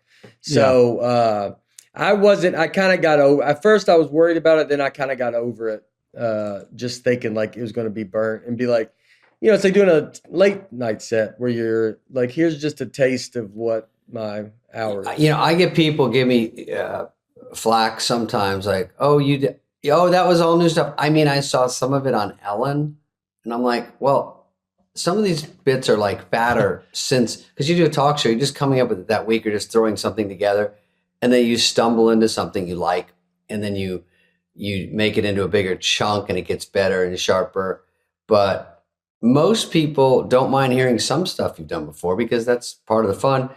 And I think one problem with some comics is they go on and they go special tour, and the specials get a little softer because there's almost no way to grind it out that fast to make it that good. Like, you're like, where's my whole bit? Where's my bit about this? Where's my tried and true killers? Do I have that on this hour? I feel that way sometimes. I'm like, fuck, I miss some of those ones that would just key rush, Yeah. It's like, I think I do a special probably every 2 years, or I have been. This last one I had to build up really fast, and everything's been kind of going so fast. So it's been, but that's why I'm going to take off next. I need to live as normal of a life as I can to come up with material. Like, you just got to, that's why you have so much material when you first start, because you're not as busy. So you're doing regular stuff.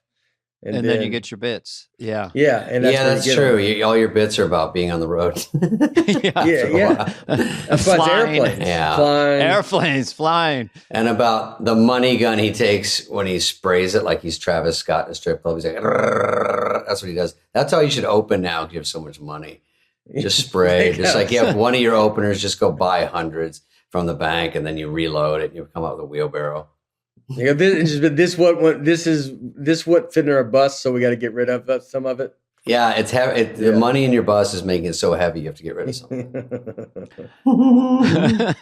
Well, yeah, I mean, it's always a curiosity. I'm a celebrity net worth guy, so I'm always fascinated by people like you. For the first time, I mean, I saw 2017. You did a half-hour special.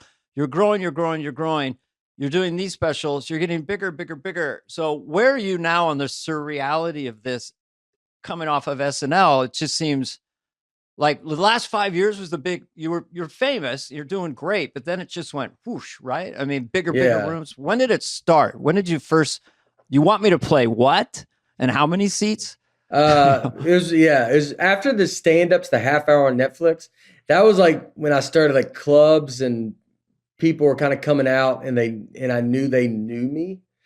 So, but I was like starting to sell out clubs, and that was kind of moving forward. Then after the Tennessee Kid was we were kind of out of clubs, kind of moving to theaters and going in that direction. And then, when you're in a theater, you kind of know that everybody's there to see it, because it's usually, I mean, it's more of a it's not just people going to that club every week. Yeah. So it's like once the Tennessee Kid, like that happened, then The Greatest Average American, like COVID, that was during COVID. And so outdoors. I did the outdoor. Oh, I remember that one. I did the drive-in theaters, and and the outdoor one. I mean, that helped. Just putting a special out during that time, I think, was a giant thing, because so many people watched it, and started this podcast that I do, and so it's like I just kind of kept as busy as you could be under the circumstances. This is the most I ever worked was COVID. I go just only indoors. But you can't tour on that special, unfortunately. Like you can't jump on it. Like I did The Wrong Missy, and it was like I celebrated in my own house eating a pot pie because I couldn't leave. They go, "Your movie's #1 in the world." I'm like, "Great! I there's nothing. I can't even go to a restaurant and have dinner." I just we were stared. wide open, so we celebrated. Oh yeah, I'm in stupid California. We're still on lockdown, dude. Yeah, I'm not supposed to do podcasts. Yeah, that's how I do it all Zoom. I have to report to the governor if I leave my room. Right now, I have no script. I'm just full transparency right now. I am not acting from a script. I'm making up everything I say in real time. If SAG is listening. Oh, if SAG is listening, that's right. If SAG is listening. I'm not. We are not on a script. No matter how witty and fun this podcast has been so far, listeners, we are not. This is not. Yeah, written. Everything I say sounds like it's written by professional comedy writers, but I'm not. I'm just talking. It's all tight. So I'm just curious because you're like so unflappable on stage. Everyone says that, right? And it's so comfortable to watch you because you never seem to. You're just telling a story, and then you have so many laugh points stacking and stacking. But internally, having this happen to you, it's just 5-6 years, and your marriage and your friends and your sister Abigail, who we met and stuff. I mean, do you have a nervous place because now you're coming out like, ladies and gentlemen, Nate, because I feel pressure. There was a point where I'm going to a club to work out material. Get ready to fasten your laugh safety belts. He's bringing it tonight. It's like, do you feel pressure at all, or you just feel joy, or or are you numb? No, you do. You feel like you got to live up to the expectations that they have when they come. I don't want to fall off. Like, I don't want to be doing shows and and my jokes are good for my crowd. And then, because I think that's when people it kind of starts going away, is like, if you don't realize it and then you're just doing jokes that like are for your audience, they laugh at it because they love you, but you're never gonna, you're not a great you need of a new comic. customers. Yeah. You want to, that's why, SNL, that's why this was such a big kind of thing. Cause I was going in front of an audience that is it's like, not there to see you. They're not there to see me. And most people, when I got picked to host, most people are like, no one knows who I am. Yeah. A lot of people were mad. Yeah. Yeah. People are upset. They're like, who does this guy think he is? I was just in a bad mood for a couple of days. I don't know. It's nothing personal. No, but what? I was at Chili's and people were pissed. They were just talking about it at the table next to me. Who is this? Nate Bergazzi. What the fuck is going on? I just want to know about the phone call. Was it a slow build, or did it hit you like, really? I mean, I knew they came to a show in or I knew I was like on the radar. Like, and my agents told me, and I mean, this was probably a few months ago. I would say it's this year. Cause it was, I would say it was this year. And so I knew it was like I was on the radar somewhat, maybe this summer actually. And then, didn't think much about it. And then my agent or manager, they say like, they're like, or jinx it, but I mean, you might be able to do it. And I knew after that, Lauren, cause we met Lauren at Mulaney's birthday party. I met him there for the first time. With Spade. And, Lauren didn't, I shook his hand, but he didn't talk to me or say like, oh, hey, like I knew he didn't watch my special up at that point. And then after that is when he watched the last special, Hello World. And then, so I knew he liked that special. And then that's when I kind of heard maybe October 28th was going to be the date. And so it was like kind of getting real, but then it was like, well, maybe not. And so then it was like, it was just kind of one of those, you're like, maybe I'll do it. At dinner, Lauren pulled me aside and he goes, David, who's the guy eating the lasagna? And I go, oh, that's Nate. And he goes, the way he twists his fork, I bet he could host. I think he's got that certain something. That's Lauren. He's unflappable when you meet him, and he checks in with former cast members. I got the call. Do you think he has what it takes? I think so. I think it's a good move. I think it's a change up, a new host. I'll think about it. Were you scared about the sketches, or you weren't that worried about it? Yeah, no, I was, and they were, I mean, I hit you up. I was like trying to ask everybody. It's like I didn't know the cue cards, and I mean, you realize like being on TV. I'm not on TV. It's like I'm not on TV. I'm on. I do a special, and you got like where the lights on to be like, well, that camera's on. All this kind of stuff that. Well, you control your whole special too. You get to pick and choose how it is, what you look like, what you wear. Yeah, so it was, that kind of stuff. I mean, I was excited. I was very excited. The whole week I was very excited. I got very nervous during dress rehearsal. Not dress rehearsal, the run through on Saturday with no audience. That one I was like kind of, because I remember like looking, I mean, we did the Washington sketch when we ran it the first time. I mean, dude, I'm looking the opposite of every camera on the planet. I mean, I don't even know what lights are, I don't know how to know which one's on. Yeah. And I mean, I'm just like following the wrong thing. Do you wear your wig in the daytime? I can't remember, Dana. You wear your shit they would at least put them halfway on, probably. Just to get a feel for timing somewhat of a costume. Yeah. During the afternoon, and you're just walking through sketches, and it's getting real for the first time.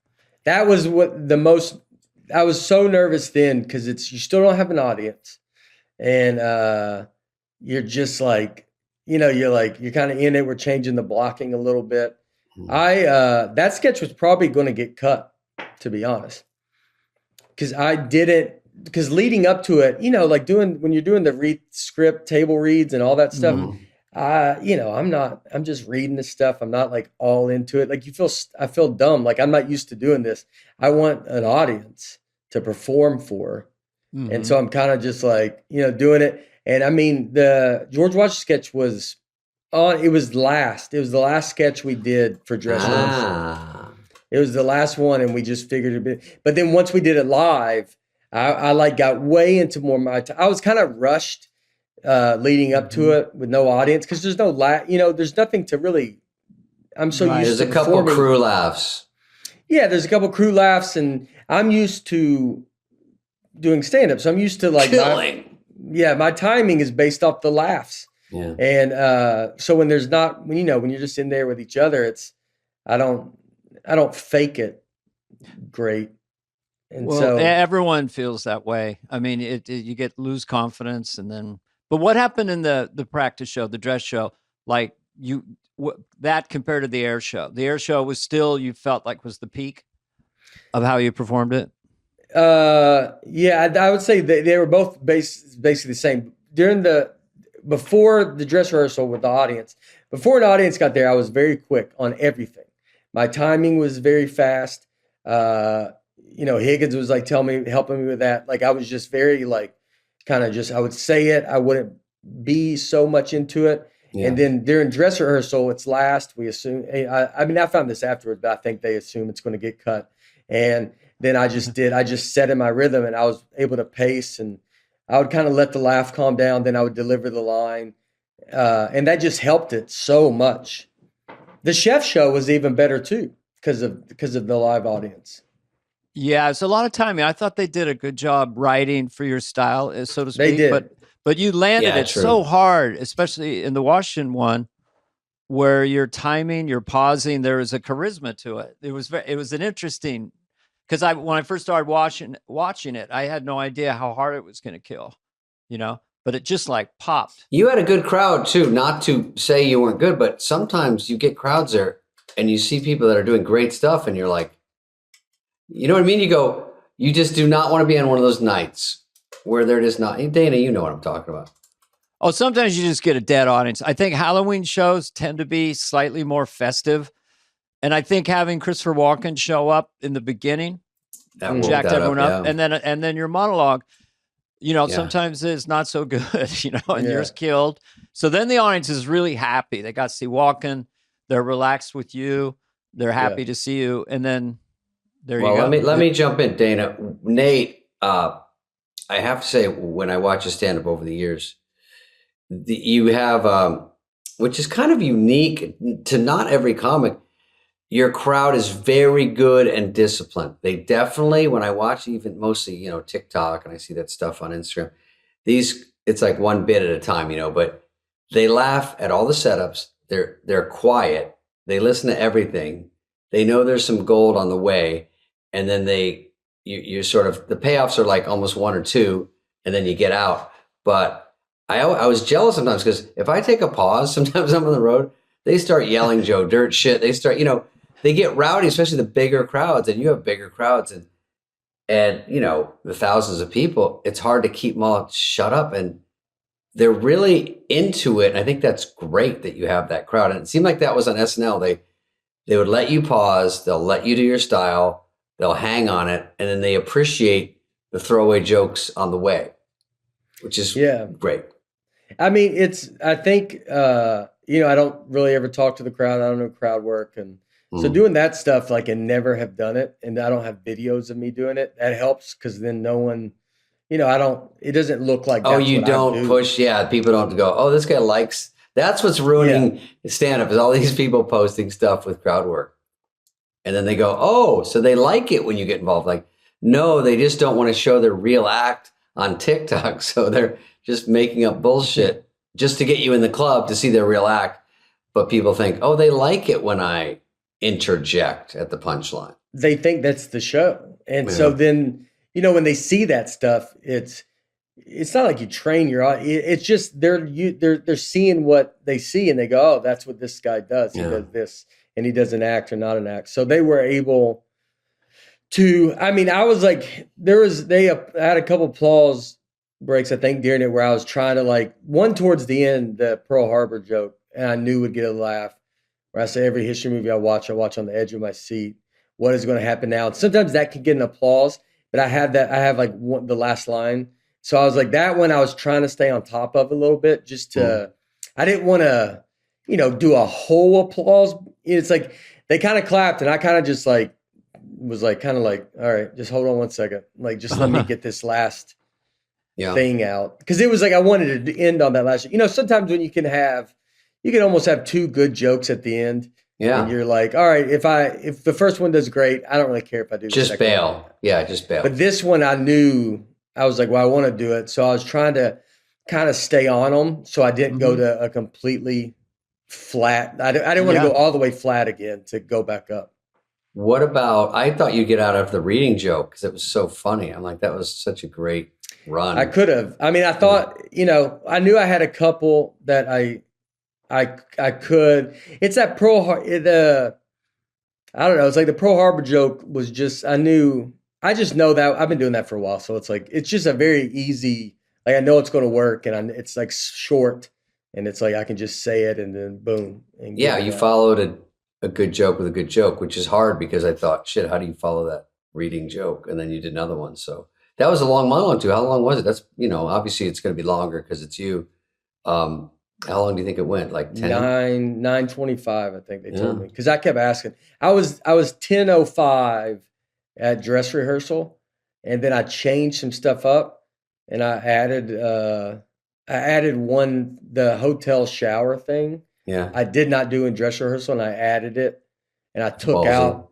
Well, I think it just set up the 1900 thing a little bit better. And I've been doing all this stuff on the road. The hardest part was the beginning of the week, having to change, I haven't done a short set like that in a long time. Mm-hmm. And so when you're used to doing an hour, it's like your rhythm is longer and all this stuff. So then I had to kind of come back, and I did a bunch of spots to get back into that New York short set rhythm. Tight. That fucking tight 10. And it's the most valuable 10 you got to do. When I did it, Dana, Nate, you can listen to this too, but when I did it, when I hosted the first time, Sandler was in my opening monologue just because it was like, oh, he's there. Let's just use him because it's funny. And he was going to be asking questions. Question monologues are usually pretty easy. They do it with hosts that have no skills. I guess that's why I did it. But I could have done a stand-up one, but it was me and Sandler going at it. He was playing this nerdy guy. He kept asking me questions to trip me up. Oh, yeah, it's one more question real quick. And so the day of the show, I'm obviously nervous. And they said, Adam, he had to fly back because he's doing Waterboy open this weekend at Crush. He's got to go back and do something back in LA. And I'm like, oh, fuck, what's my monologue? And I go, and Lauren goes, just do stand up. And I'm like, Well, yeah, I don't even do stand up that much. Like, and I can't practice at all. So I did, I think 2 long bits together, right? They were kind of long ones, but that was it. When Martin Lawrence, and it worked out, but it was scary to never practice. That was one point. And then I don't know if Dana was there for Martin Lawrence, but he did a monologue. I was asking your time because I think in rehearsal it was 5 and on air it was 12. Oh, wow. And, shit's getting thrown out. They're like, you're walking the hallway and here, Gap Girls is cut. And you're like, after the monologue? Because usually in the middle of the show, you're getting like 20 minutes to 1 and you're like, fuck, if this audience is this good, it's going to spread.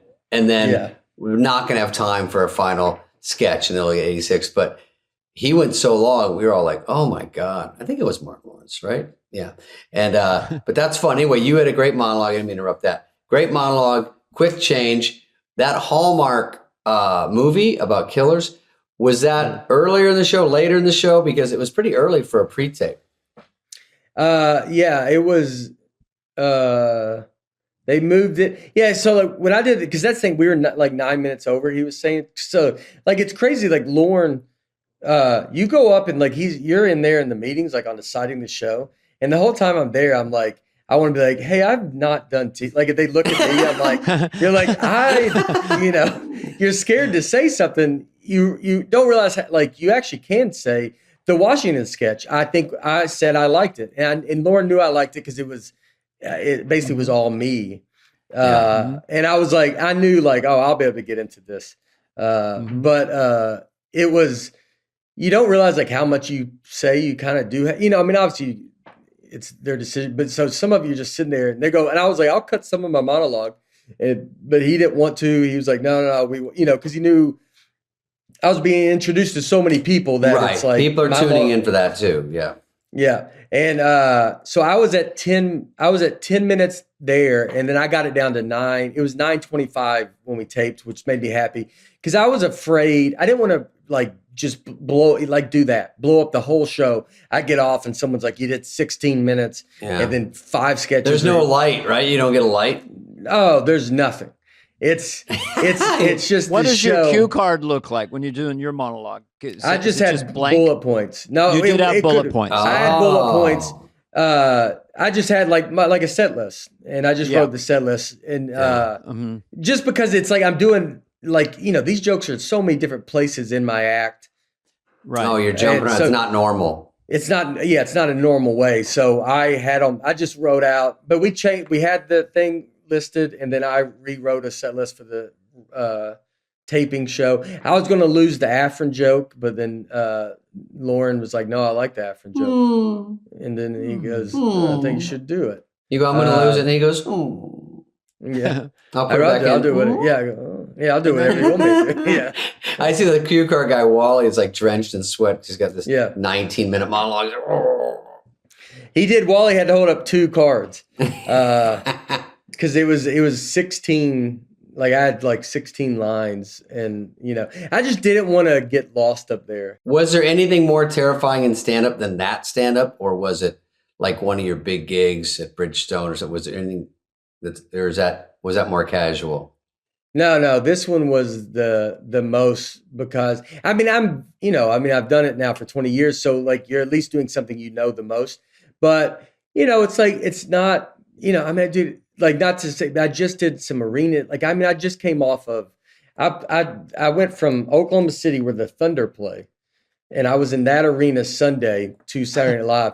So like, when you're in those big arenas, you're just murdering, and it's just like you're just in this big kind of like flowing and all this. So then when you go switch it to this, you're like, dude, am I bombing? Like you can't sometimes, when I felt it. You got to look at the camera. No one's going to tell you. I'm your friend. I'm telling you. It's about 150. Is it 200 people in there? 200 people. Yeah. It's pretty microscopic when you walk in.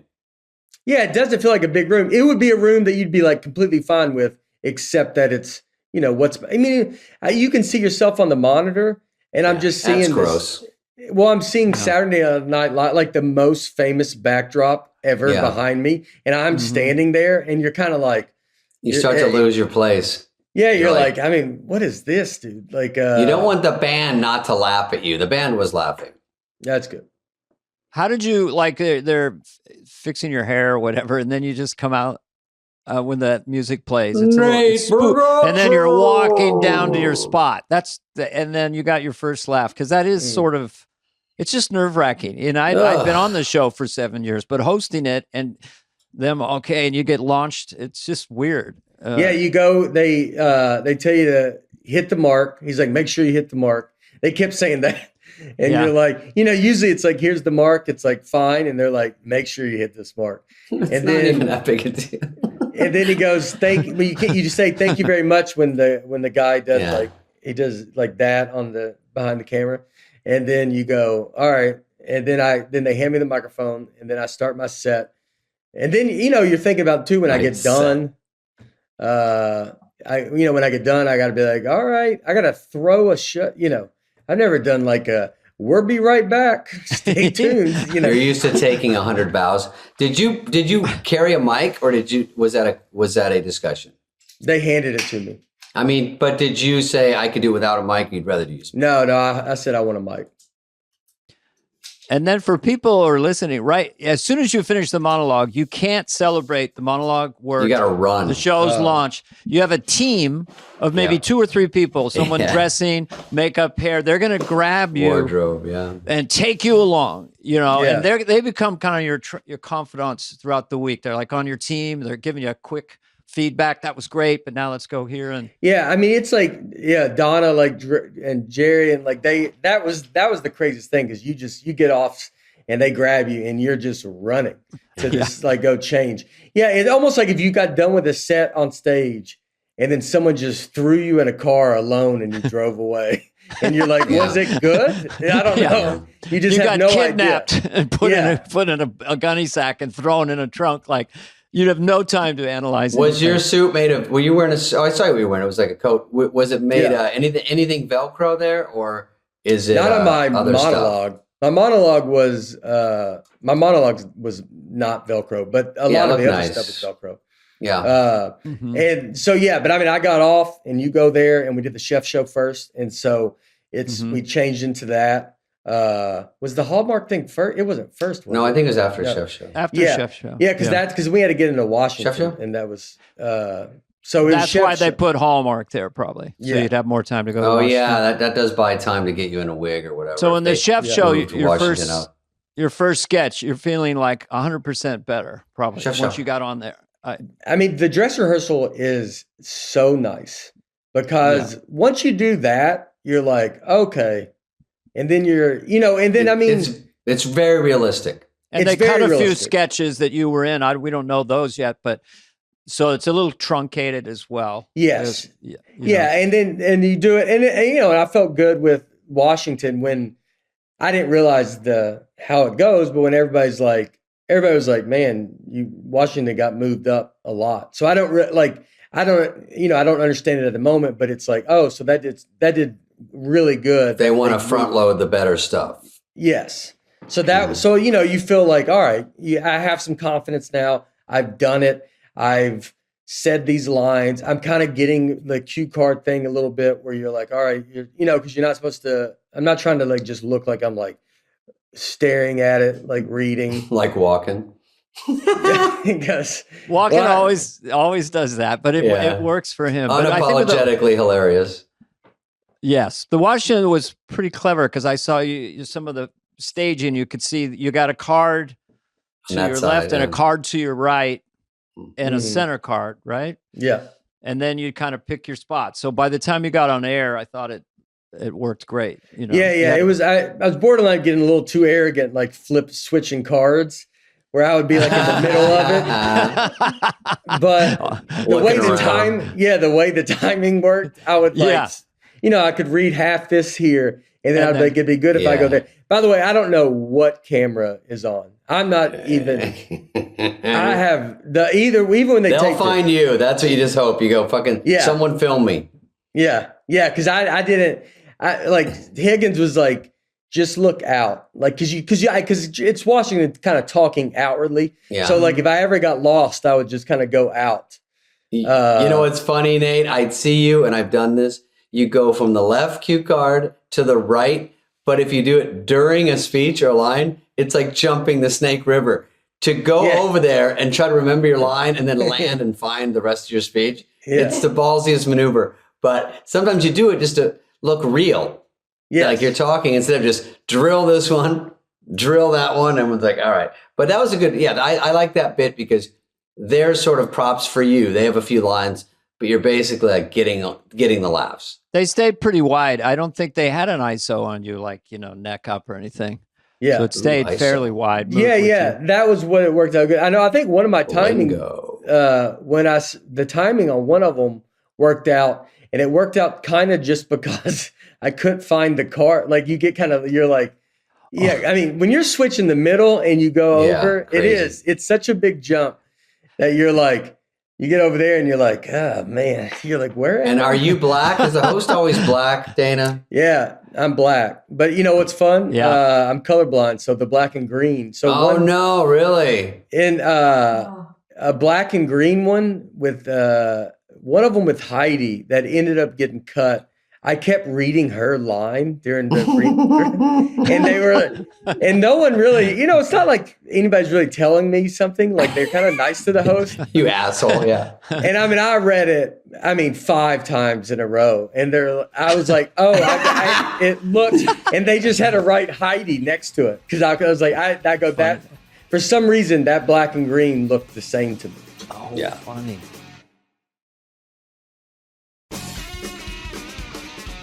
Well, keep going. What were your other favorite sketches that you liked? I thought so. We had one that got cut at the beginning. That was I like the chef show was fun because I got to just play. Like that was like just me being me, which was nice, and that was an easy one for me to look at because the card's right over Punky.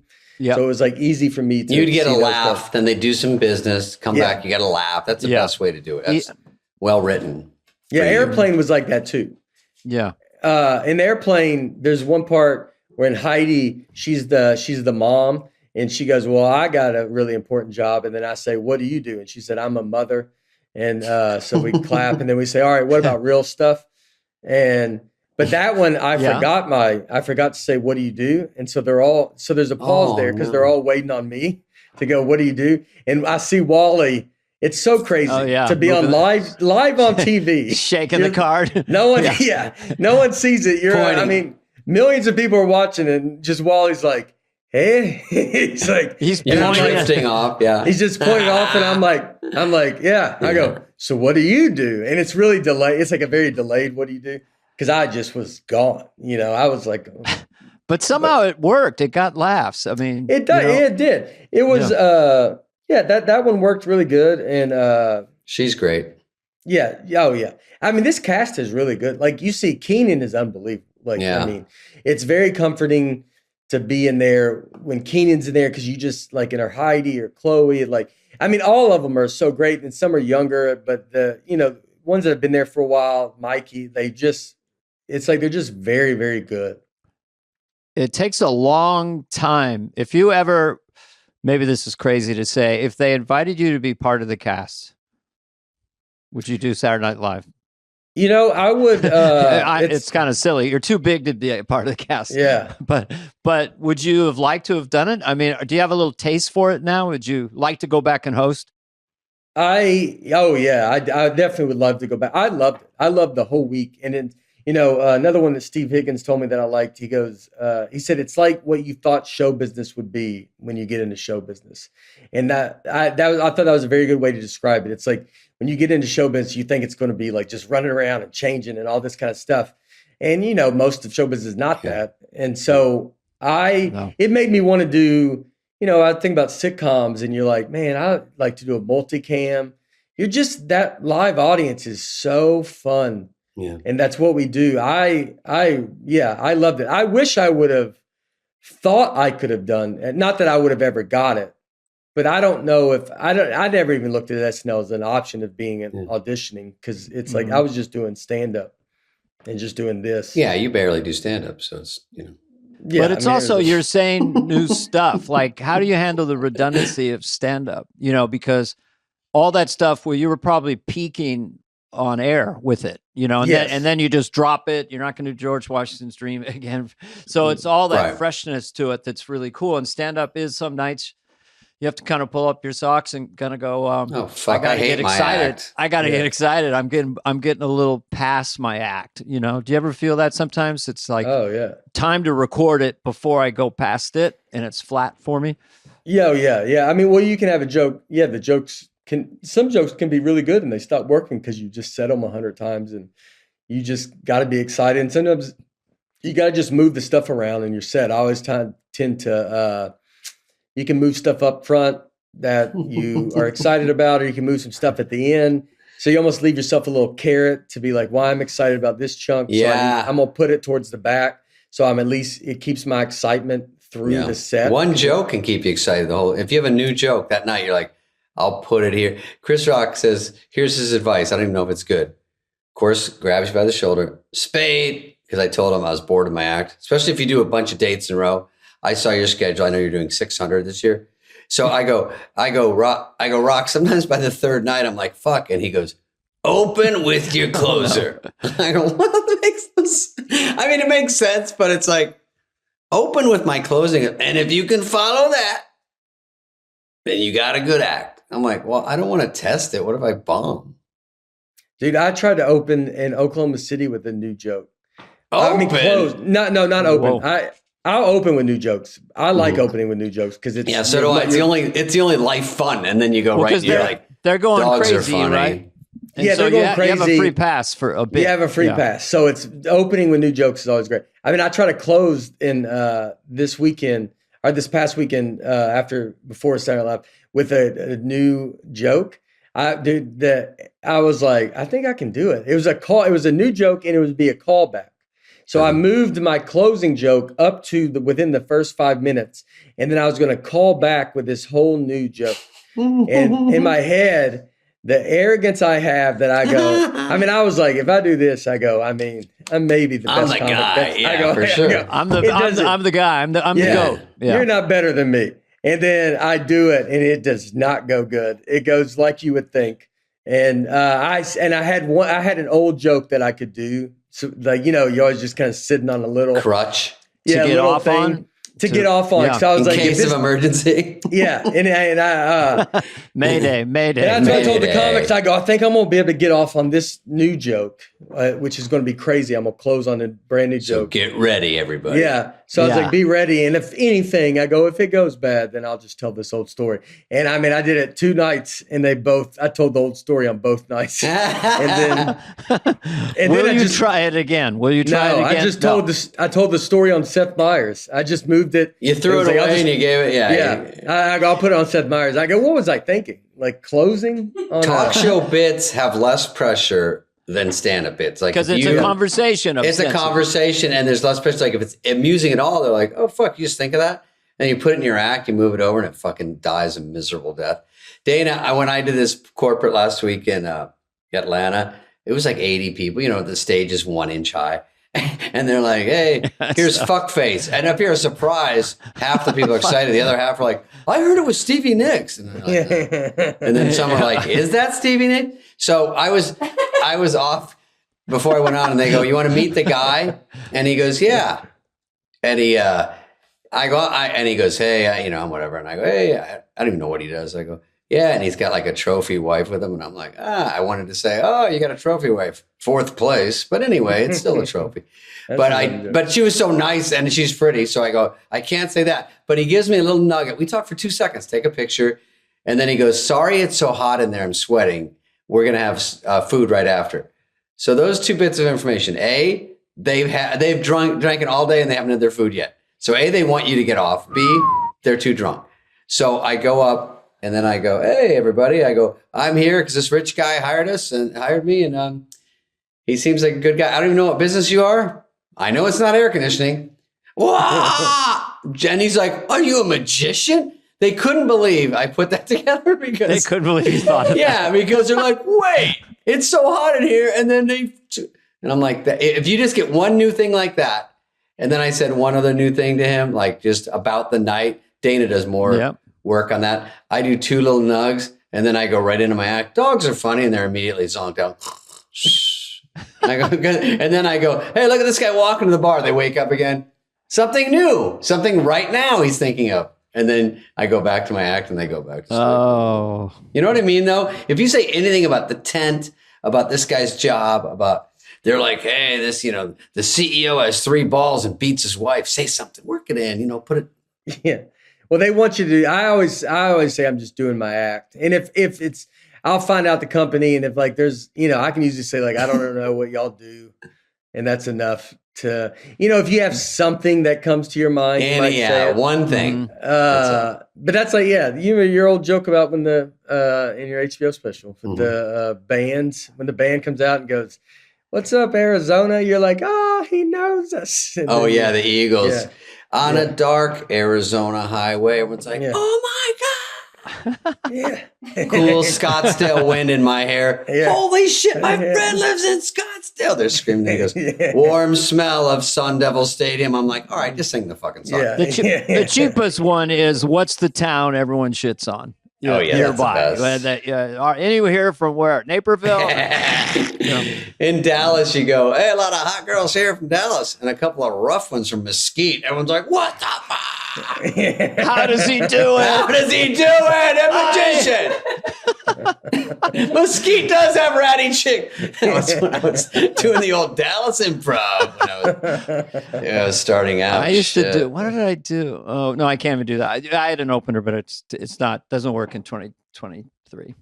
So Nate, you're going to do, you go out, you do it. The places almost can't get bigger because you don't almost want them to be bigger. It's almost overwhelming as is, right? Yeah. You could add a night. Like when you're on the road, you're doing these arenas and shit. Stadiums is the next up. What floored me is when I was in Nashville. Have you been offered a stadium? I have not.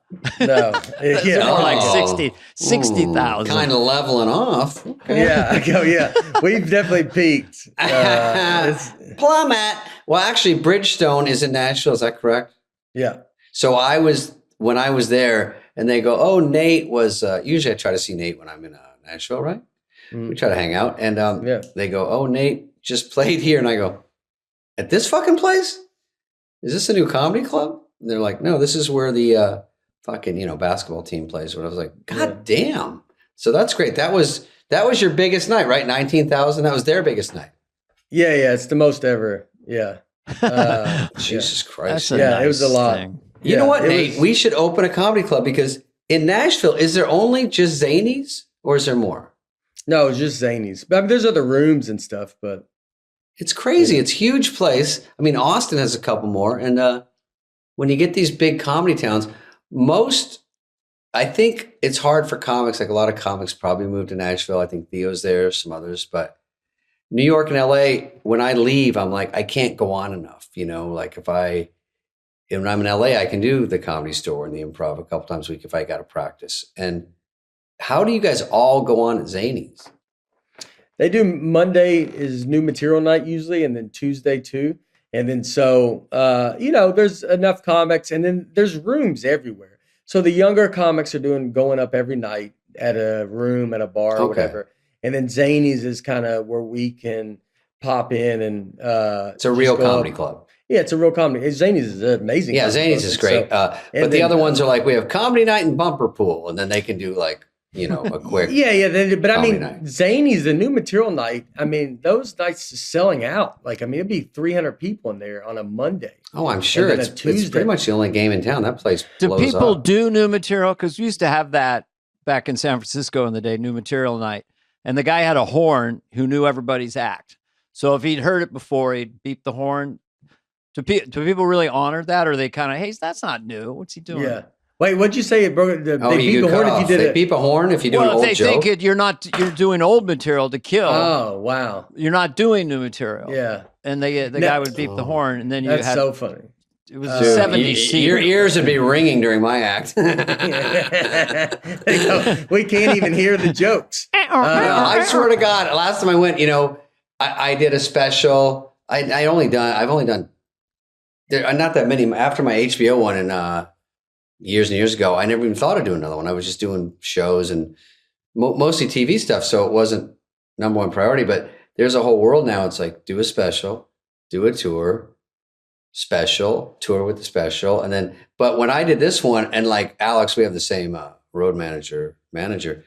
And he's like, so you got all new stuff? Like, I go, I just taped my special 2 days ago. He's like, well, you got to rotate. I'm like, the whole goddamn hour? It's so hard to polish up an hour. And so I really had to get cracking and bust my hump, and it's turned into another hour. But of course, they're like, do another special. I'm like, I swear to God, I get too attached to it. I want to go, this was a lot of work. And I like mixing it up. Seinfeld used to say, or when he was on here, he said, these people that have 5 specials, you really only have about an hour 15 of good material. He said the rest of it's that you'll ever write in your whole life. Falls through the cracks, and it gets a few laughs and it goes away. But the hardcore shit, he's a big proponent of do the same stuff and just rotate it around. Yeah, that's a different, that's the thing that I always bring up with you and Norm were talking about once, where Norm asked you if you came up, like it'd be both of y'all, if y'all came up today, how the climate is with stand-up now, because stand-up is becoming like music, where you do a special, an album, and then you go and you do tours, and that's all you really got to do. Do you think y'all had to go do TV?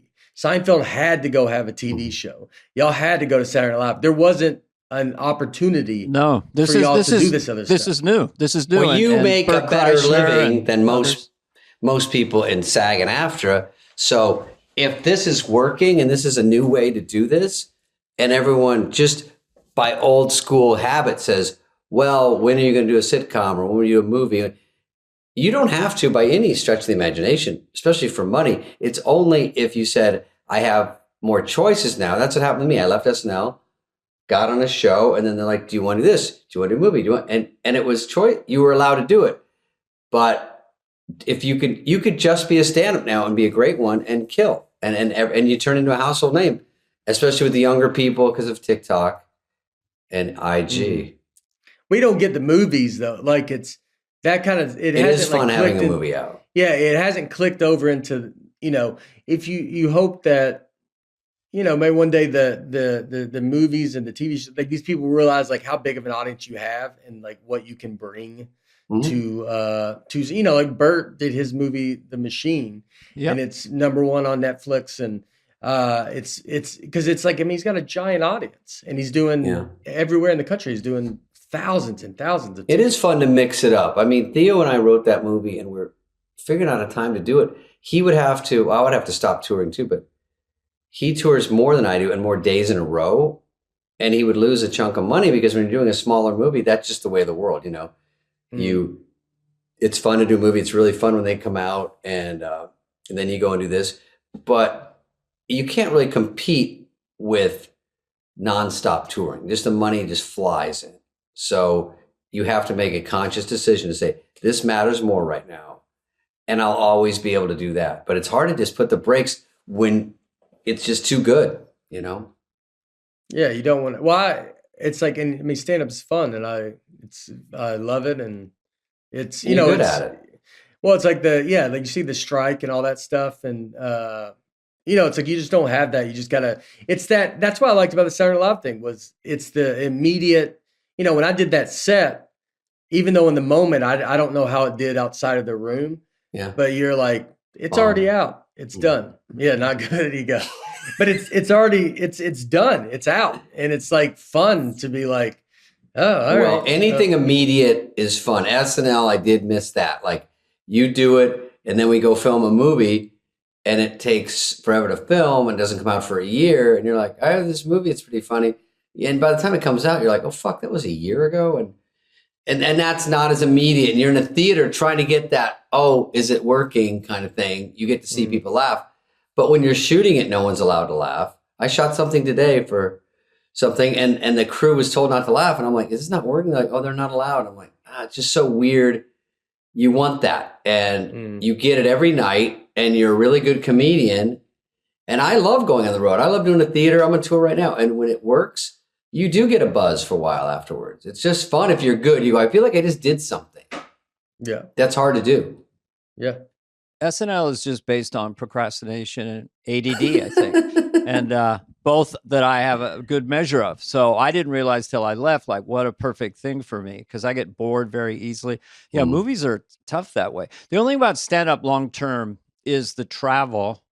Starts to can hurt, get a little. You know, that's the only thing. SNL, when you're on SNL as a cast member, you're stationary. Yeah. That could be something that I look forward to. If I was able to shoot something here in Nashville where I can be home, and then I don't go on the road. That would be nice. But yeah, the tour, driving around and traveling, all that. And we have a tour bus now, so that stuff helps. That your stuff is kind of on a bus, and you're not in and out of hotels. And so you finish the gig and jump on the bus like a band and drive all night. Yep. Or if it's across country, you can rent the space shuttle because you have so much money and your money gun. Yeah.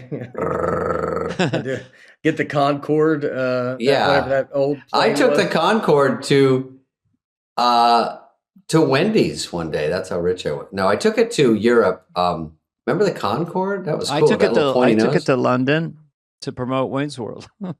I took it to London to fucking do Tommy Boy, and we and you could walk up and talk to the pilots. There was no cockpit door. There were just 3 pilots. Well, it was like Coach. It was small. Yeah, and then like, we just keep it our own things up here, you know. And they're just 3 Brits. We only crashed some of the time. That's why they had to get rid of it. They crashed, and they were like, "I'm like, one crash. Who cares?" Well, they continued after that debris hit the engine. I don't like to fly, Nate. I always say to someone, if you're getting a private jet, make sure it's a really good one. Never be on a budget when you're vertical. Ever. Yeah. Because you can't afford the good one. Just go regular. Go Southwest. When we went to that premiere in England where no one knew who the fuck we were, me and Farley thought we were famous. No reason we thought we were. We just thought we were because we had a movie coming out. It wasn't even out yet. We thought we were the Beatles, or 2 of them. So we go over and he goes, "Are you on the Concorde? You think you're so great?" I go, "Aren't you flying with me?" He goes, "Oh, I'm going to Ireland because I'm Irish and I'm going to go a day early with my mom and get a shillelagh." This fucking idiot bought a shillelagh and then he kept bringing it everywhere. He goes, "It's lucky. I'm Irish." I go, "God, enough." And then he forgot it and he made someone fly back and get it because he lost it. And anyway, that's so stupid. I don't even know what a shillelagh is. I was going to say, Nate, I was waiting. It's a stick, right? I don't know. I'm not. I tell the whole story. No one even knows. It's a walking stick. I think it was just a stick. I think Chris found a stick in the dirt. It was a stick that in Ireland cost $700. But that's a walking stick. Hey, you want a shillelagh? But yeah, you could. Yeah, I bet CBS or somebody would. Yeah, they'd set up a studio for you in Nashville if they already probably have studios there, and you could try a half-hour show. You could do a half-hour. You're good at it. You're good on camera. You're good with an audience. I mean, I could see you doing a half-hour show and crushing it. You know. Well, I mean, that's like, that's what you get with that Saturday Night Live. You get that, like, man, multicam, like that stuff still, I think it still works and people still want that and they're just not doing it and they're not trying it. And, even like movies, I mean, that's why Sandler's movies do so well. And that's why, Wayne's World and Tommy Boy, like people are still watching this because they're just super fun movies. And like that kind of stuff interests me to kind of do that kind of thing that. A movie or a television show or both? What would be your dream? Maybe both. No, both. I don't know. I mean, I don't know for sure, but it's, both. I mean, I've always wanted to do like a Seinfeld type show or something but, and then also like, I love Sandler's model of making these movies and, as all you guys in them and, I'm like the Wayne's World, like all that. I mean, look at SNL, like how much stuff, like that's my age that kind of came up with that. And I feel like that's not around as much as it was. A good, big, dumb, funny comedy. I think World Missy was maybe one of the last ones that David was in. Yeah, Wrong Missy. Just a really big, silly, fun, and it did so great. Yeah, and it crushed. Like it crushes. And then it's like I just don't feel, like it's like there's not enough of them and they're not at the theaters where people just want to go have fun and laugh.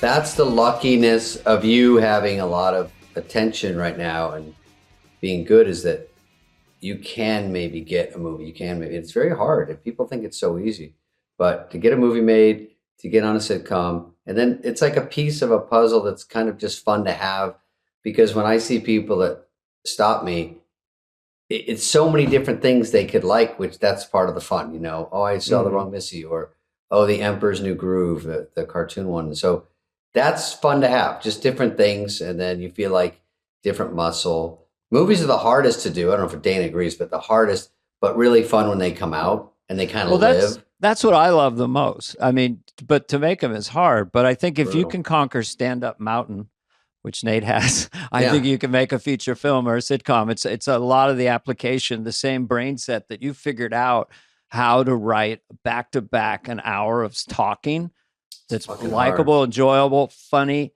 full of surprises. So yeah, I would encourage you to do it if you feel like it. I mean, I think the idea of travel long run, it's nice to take breaks like Chris Rock does. He toured like crazy, and then he's doing a movie, directing a film. Yeah, he came down. He was there. Him and Mulaney came Saturday. Oh, they came down. Which was very nice. Yeah. And almost more scary that they're there. Yeah, well, they came before. Yeah, I was like, did they come show me at? No, they came before. And then I was like, are y'all staying for the show? And they're like, yeah. And I thought like they were just like, all right, man. Like, you know, like your buddy stopping in, have a good show. Yeah, before you do a stand-up. Yeah.